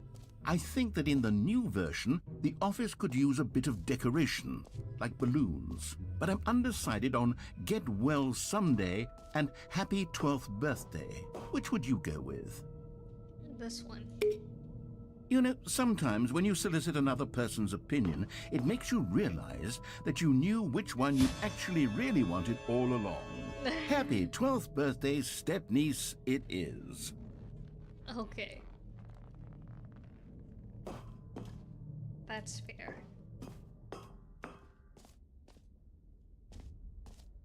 Or actually, maybe I should have gone with... No, I've made my decision, we're moving on. What's this merch section?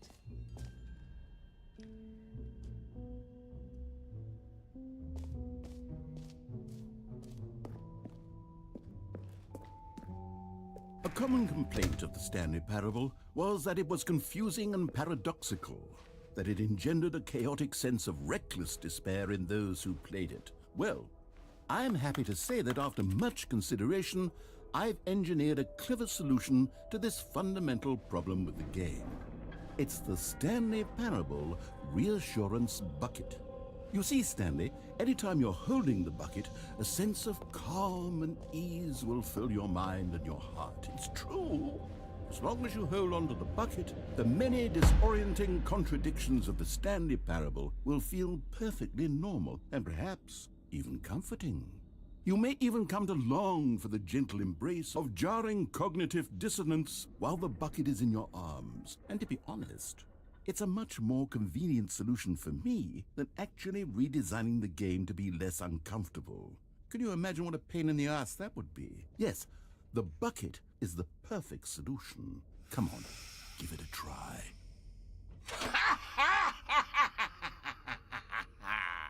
Can you feel it? The glow of comfort, even in the face of crushing despair, must already be sweeping through your body. And in fact, can I say that I do believe the bucket lends you an air of charisma as well? I think that just holding it has made you the slightest bit more attractive as a person. The benefits of the bucket seem to go on, don't they? All this and more await you in the Stanley Parable 2. Cool. Now we have a bucket. Does anyone give out awards for most enjoyable bucket in a video game? That really should be an award if it isn't already.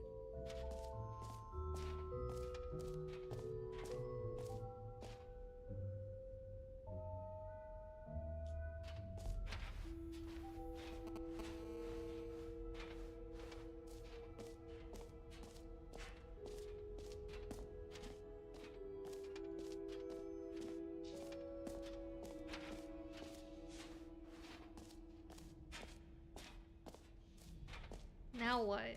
We've done all this stuff.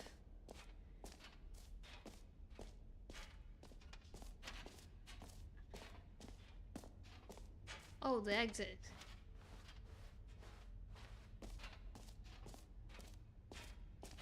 No, not the exit.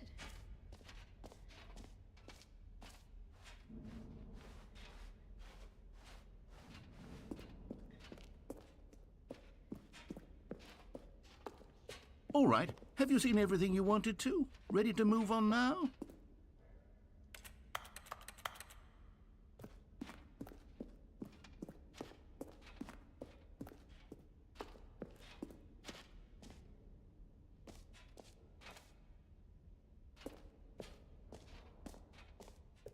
So, Stanley, what do you think?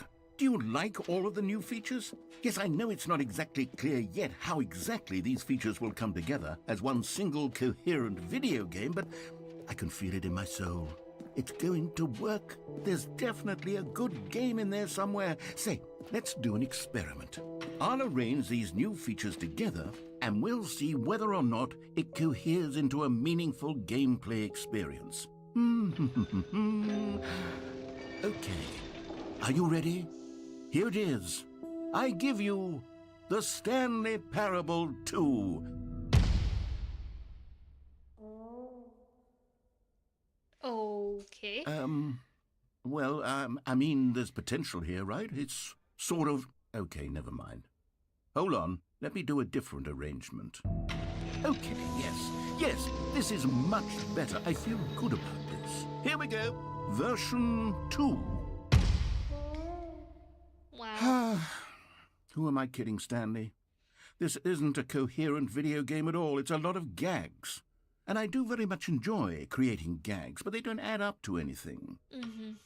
I wanted more than anything to create a sequel that would capture all the magic of the first game. I wanted fans to love it. No matter how good these gags are, they won't stand on their own. They would need the structure and the gameplay of the original. Wait, maybe that's it. I can take the original Stanley Parable and simply, well, insert a few of my new features into it. Tastefully, of course. With respect. With care for the vision and integrity of the original game. Would it possibly work? I suppose it could, but it would need a really, really tremendous title screen. A title screen that says with bold and uncompromising conviction, "This is the Stanley Parable 2." Let me see if I can whip something up. All right, perfect. Go ahead. Take a look. Oh, okay. It's a game within a game. This is the story of a man named...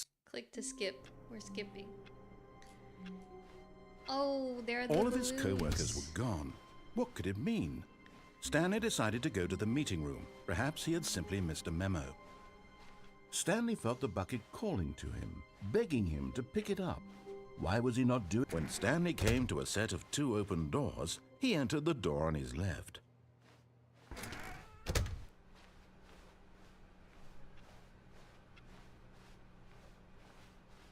Yet there was not a single person here either.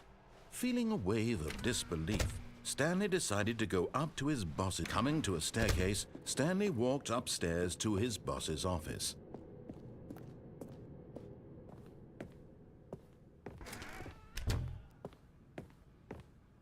Okay, I think we all know the drill by now. Blah, blah, blah. Dark secrets, the keypad. Stanley pushes some buttons. Oh, hey, look, it's a new passageway.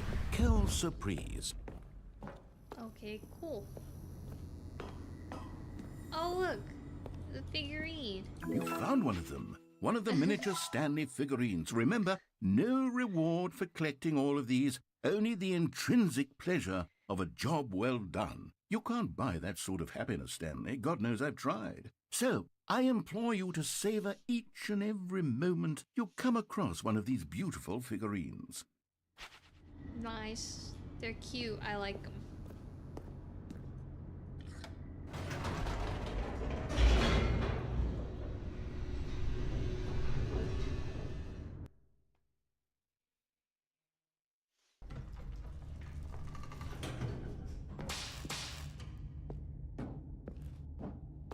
Stanley walked straight ahead through the large door that read Mind Control Facility.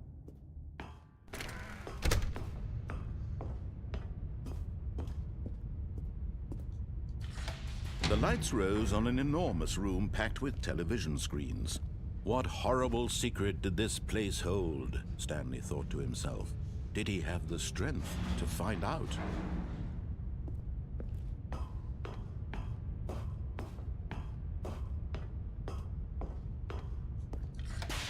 Now the monitors jumped to life, their true nature revealed.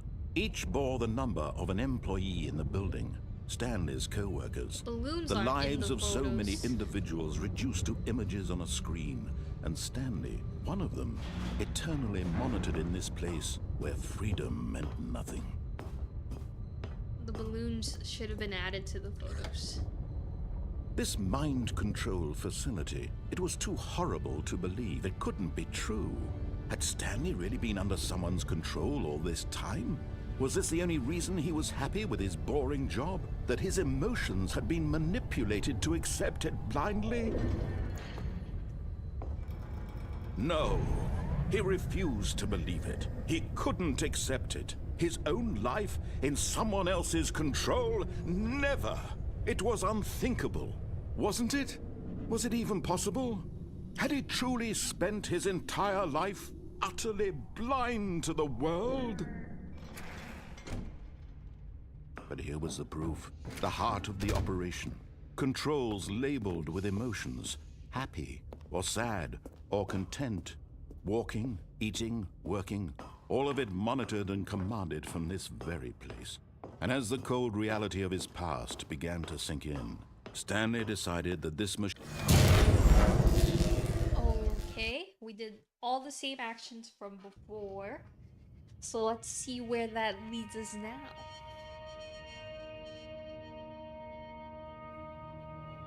Blackness, and a rising chill of uncertainty. Was it over? Yes. He had won. He had defeated the machine. unshackled himself from someone else's command. Freedom was mere moments away. And yet, even as the immense door slowly opened, Stanley reflected on how many puzzles still lay unsolved. Where had his co-workers gone? How had he been freed from the machine's grasp? What other mysteries did this strange building hold? But as sunlight streamed into the chamber, he realized none of this mattered to him, for it was not knowledge or even power that he had been seeking, but happiness. Perhaps his goal had not been to understand, but to let go. No longer would anyone tell him where to go, what to do, or how to feel. Whatever life he lives, it will be his. And that was all he needed to know. It was perhaps the only thing worth knowing. Stanley stepped through the open door.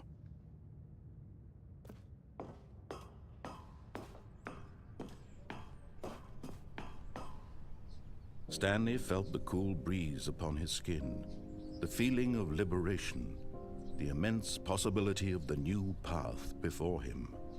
This was exactly the way, right now, that things were meant to happen. And Stanley was happy.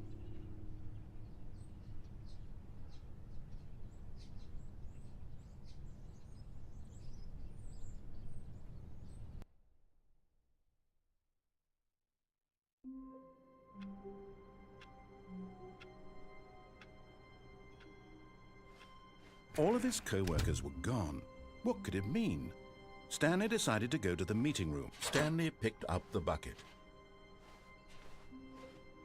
Stanley clutched the bucket tightly to his chest and entered the door on his left.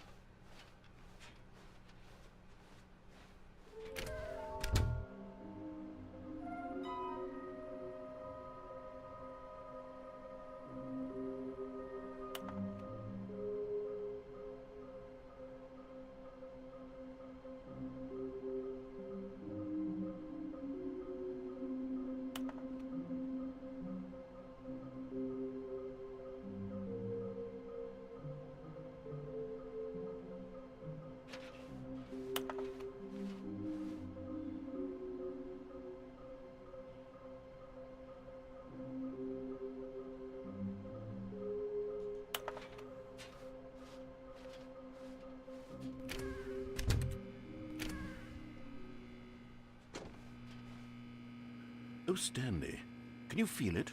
The broom closet. It wants the bucket. You can feel that, can't you? The aura of jealousy? It's as clear as day. This broom closet believes it deserves the bucket. I can really feel it now. It's a bucket. It belongs in a broom closet. That's what the broom closet is trying to say here. It's supposed to go with the other cleaning supplies. Good for you, Stanley. Don't give in. Don't hand over the bucket. I know how hard it must be, given the pressure that the broom closet is putting on your shoulders right now, but you have to be strong.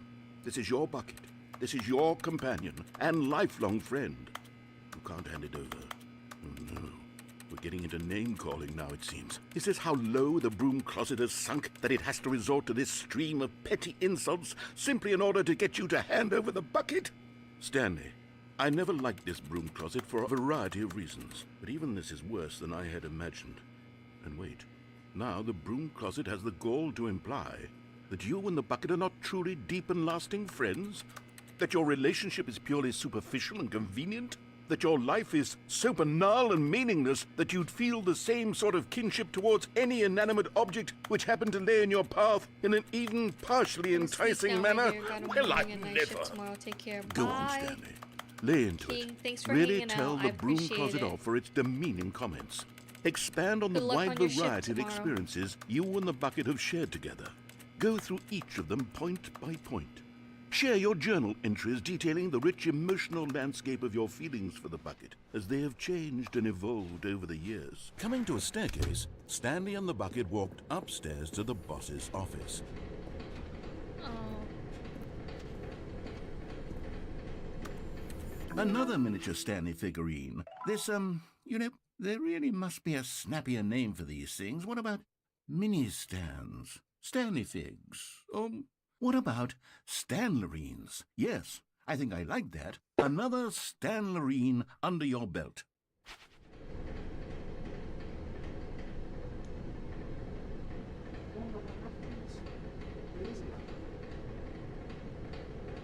Oh my... Why did you have a full thing in there? What the fuck? Taylor, you can't. You can't do this. It's full. You can't throw away full things.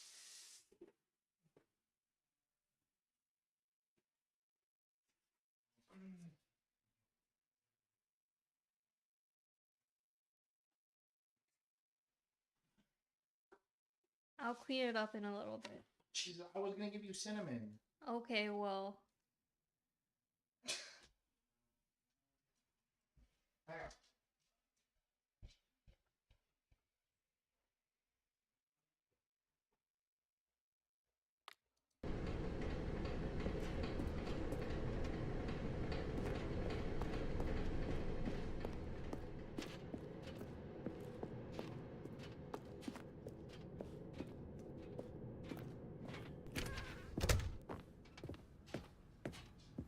Stepping into his manager's office, Stanley was once again stunned to discover not an indication of any human life. Crushed by the weight of this revelation, Stanley may have broken down into an emotional dumpster fire if not for the soothing presence of the bucket. But Stanley guessed the correct code by sheer luck. Was it that the bucket knew all along? Was the bucket guiding him? Yes, this is certainly the most logical explanation.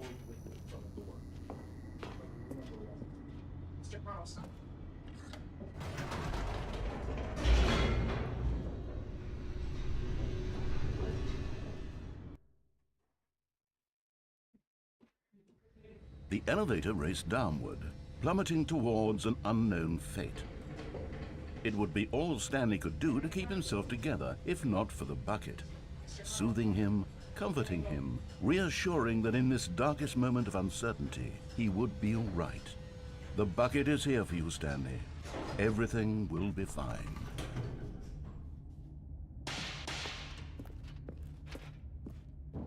Stanley and the bucket walked straight ahead through the large door that read, Mind Control. Although this passageway had the word escape written on it, the truth was that at the end of this hall, Stanley and the bucket would both meet a violent death.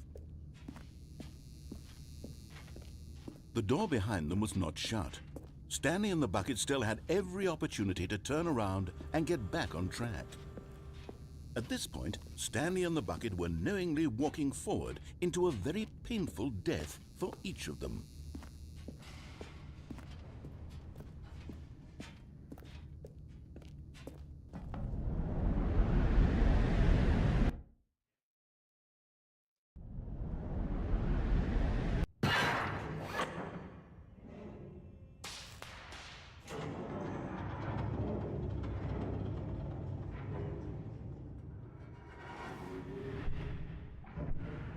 As the machine whirred into motion and Stanley and the bucket inched closer to their demise, Stanley reflected on how meaningless the bucket's warmth and comfort had turned out to be. To be sure, it puts the mind and the soul at ease to embrace the bucket, but what use is a sense of ease when you're about to be crushed to death? This is what Stanley thought to himself, and he sort of kicked himself for wasting so much time carrying a bucket everywhere. Farewell, Stanley.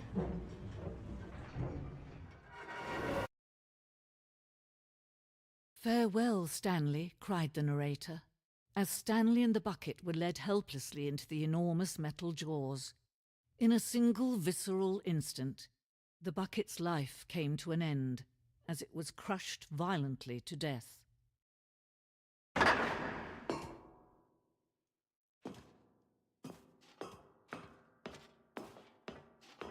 It was a shame, the death of such a magnificent bucket. It's true that all buckets are radiant in their own way, but this one stood above the rest. It was a glorious bucket to behold.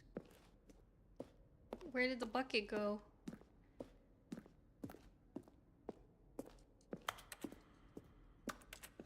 We had the bucket just a moment ago.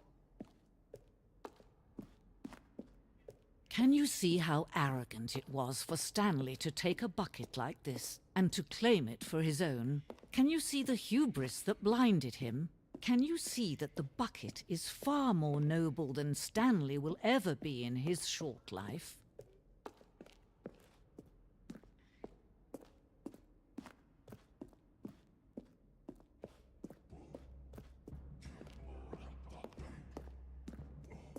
No man can own a bucket, and certainly not a bucket as dazzling to behold as this one.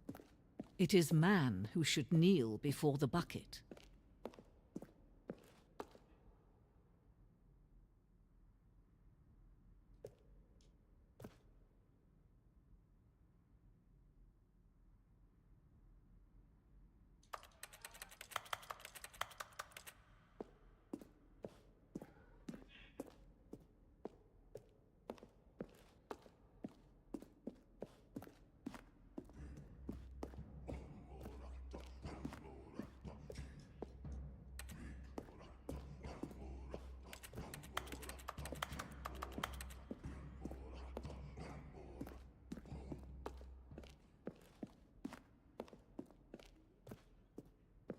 So where do we go from here?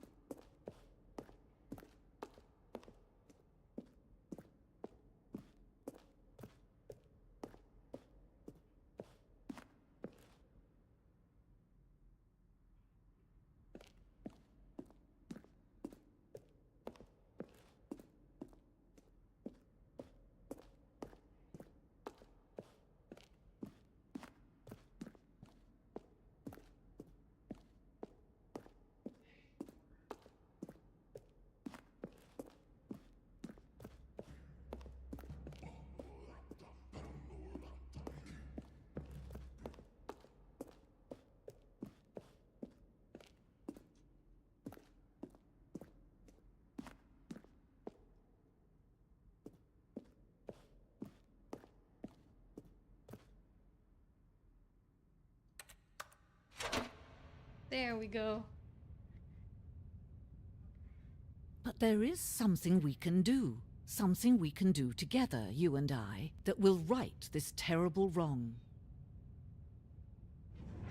Let Stanley die.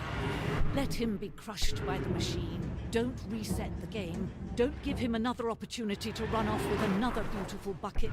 We can save the world's buckets from their treatment as tools and implements if only we let Stanley die together. The bucket shall take its place as ruler, as leader, as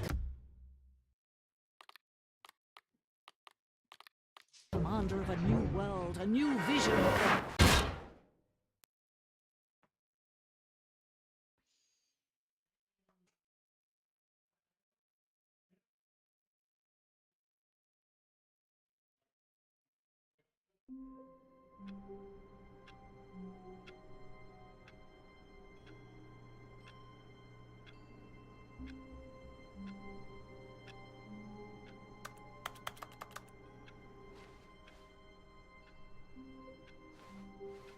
Stanley decided to go to the meeting room to check on his co-workers. He never functioned well by himself and constantly needed support and guidance from others. So the thought of Stanley lifted the bucket into his arms, and a wave of comfort rushed over him.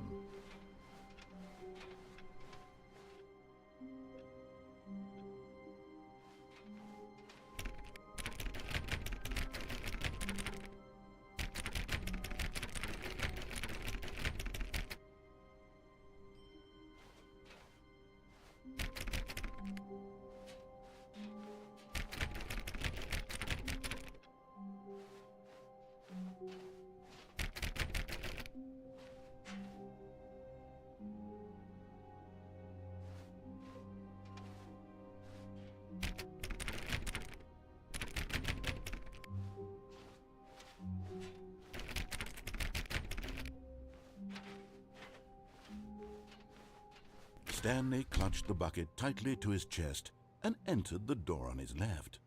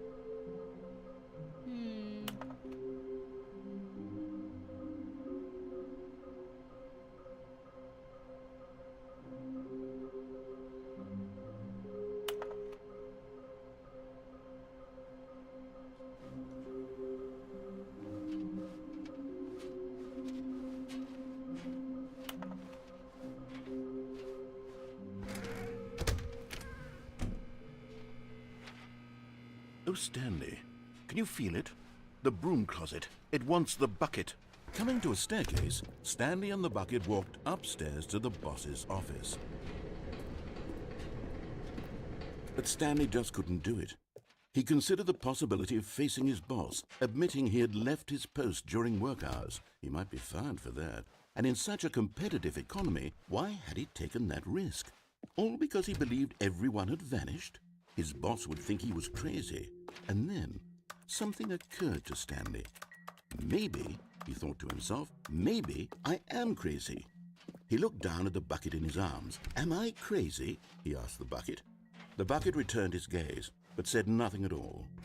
That's strange, Stanley thought. Usually the bucket is a source of guidance and wisdom for me in difficult times such as these. He held the bucket close, yet felt none of its familiar reassurance and comfort.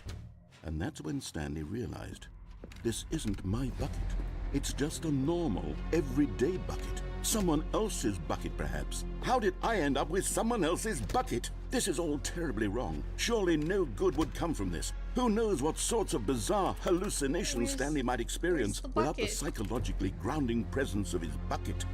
And indeed, now he noticed that the rooms were repeating, which was, of course, very odd. And now he felt himself floating off the ground. Oh, gracious, he exclaimed. Without my bucket, I've gone truly mad. Where is it? I must find it. Far off in the distance now, he heard it, calling to him. Stanley! Stanley, it's me, the bucket. Could it truly be? He rushed forward from room to room, passing by one bucket after the next. None of them were his. None of them were his special bucket. Come to me, Stanley. Find me. He had to find the bucket. He had to return to his old friend. It was the only way to truly restore his sanity. And then suddenly, he froze dead in his tracks. He knew where the voice of the bucket had been coming from. The real bucket was inside of him all along. Oh. It was incredibly painful. Stanley doubled over in agony and blacked out.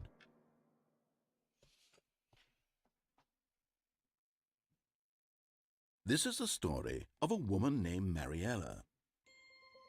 Oh, she found a bucket? Mariella woke up on a day like any other. She arose, got dressed, picked up her bucket of comfort and security, and walked to her place of work. But on this particular day, her walk was interrupted by the body of a man who had stumbled through town, talking and screaming to himself, and then collapsed dead on the sidewalk. Right away, she knew what the problem was. This man had no bucket. Of course he'd gone mad, ranting and raving about a narrator describing all of his actions and how everything is predetermined and free will is an illusion and it's all just a video game. It could all have been prevented if only he'd taken his bucket with him. Perhaps he didn't even realize he'd forgotten his bucket at home in the first place. How cruel the world can be, Mariella thought, and she hugged her own bucket even tighter. But of course, she had no time for this. There were a myriad of confusing problems she would soon have to confront at work, for which her bucket would provide absolute guidance and total clarity on everything. Heck yes, she thought to herself, my life kicks ass. And she backflipped all the way to work. Nice. Good for her.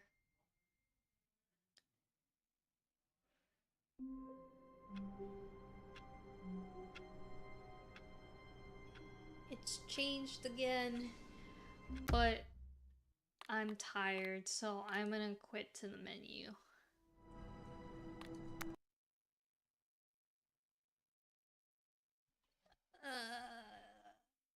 I wanted to play more, but the game makes me kind of dizzy and it makes my head kind of hurt, so I'm just gonna end the stream here. It was nice hanging out. I will see you guys whenever. Bye.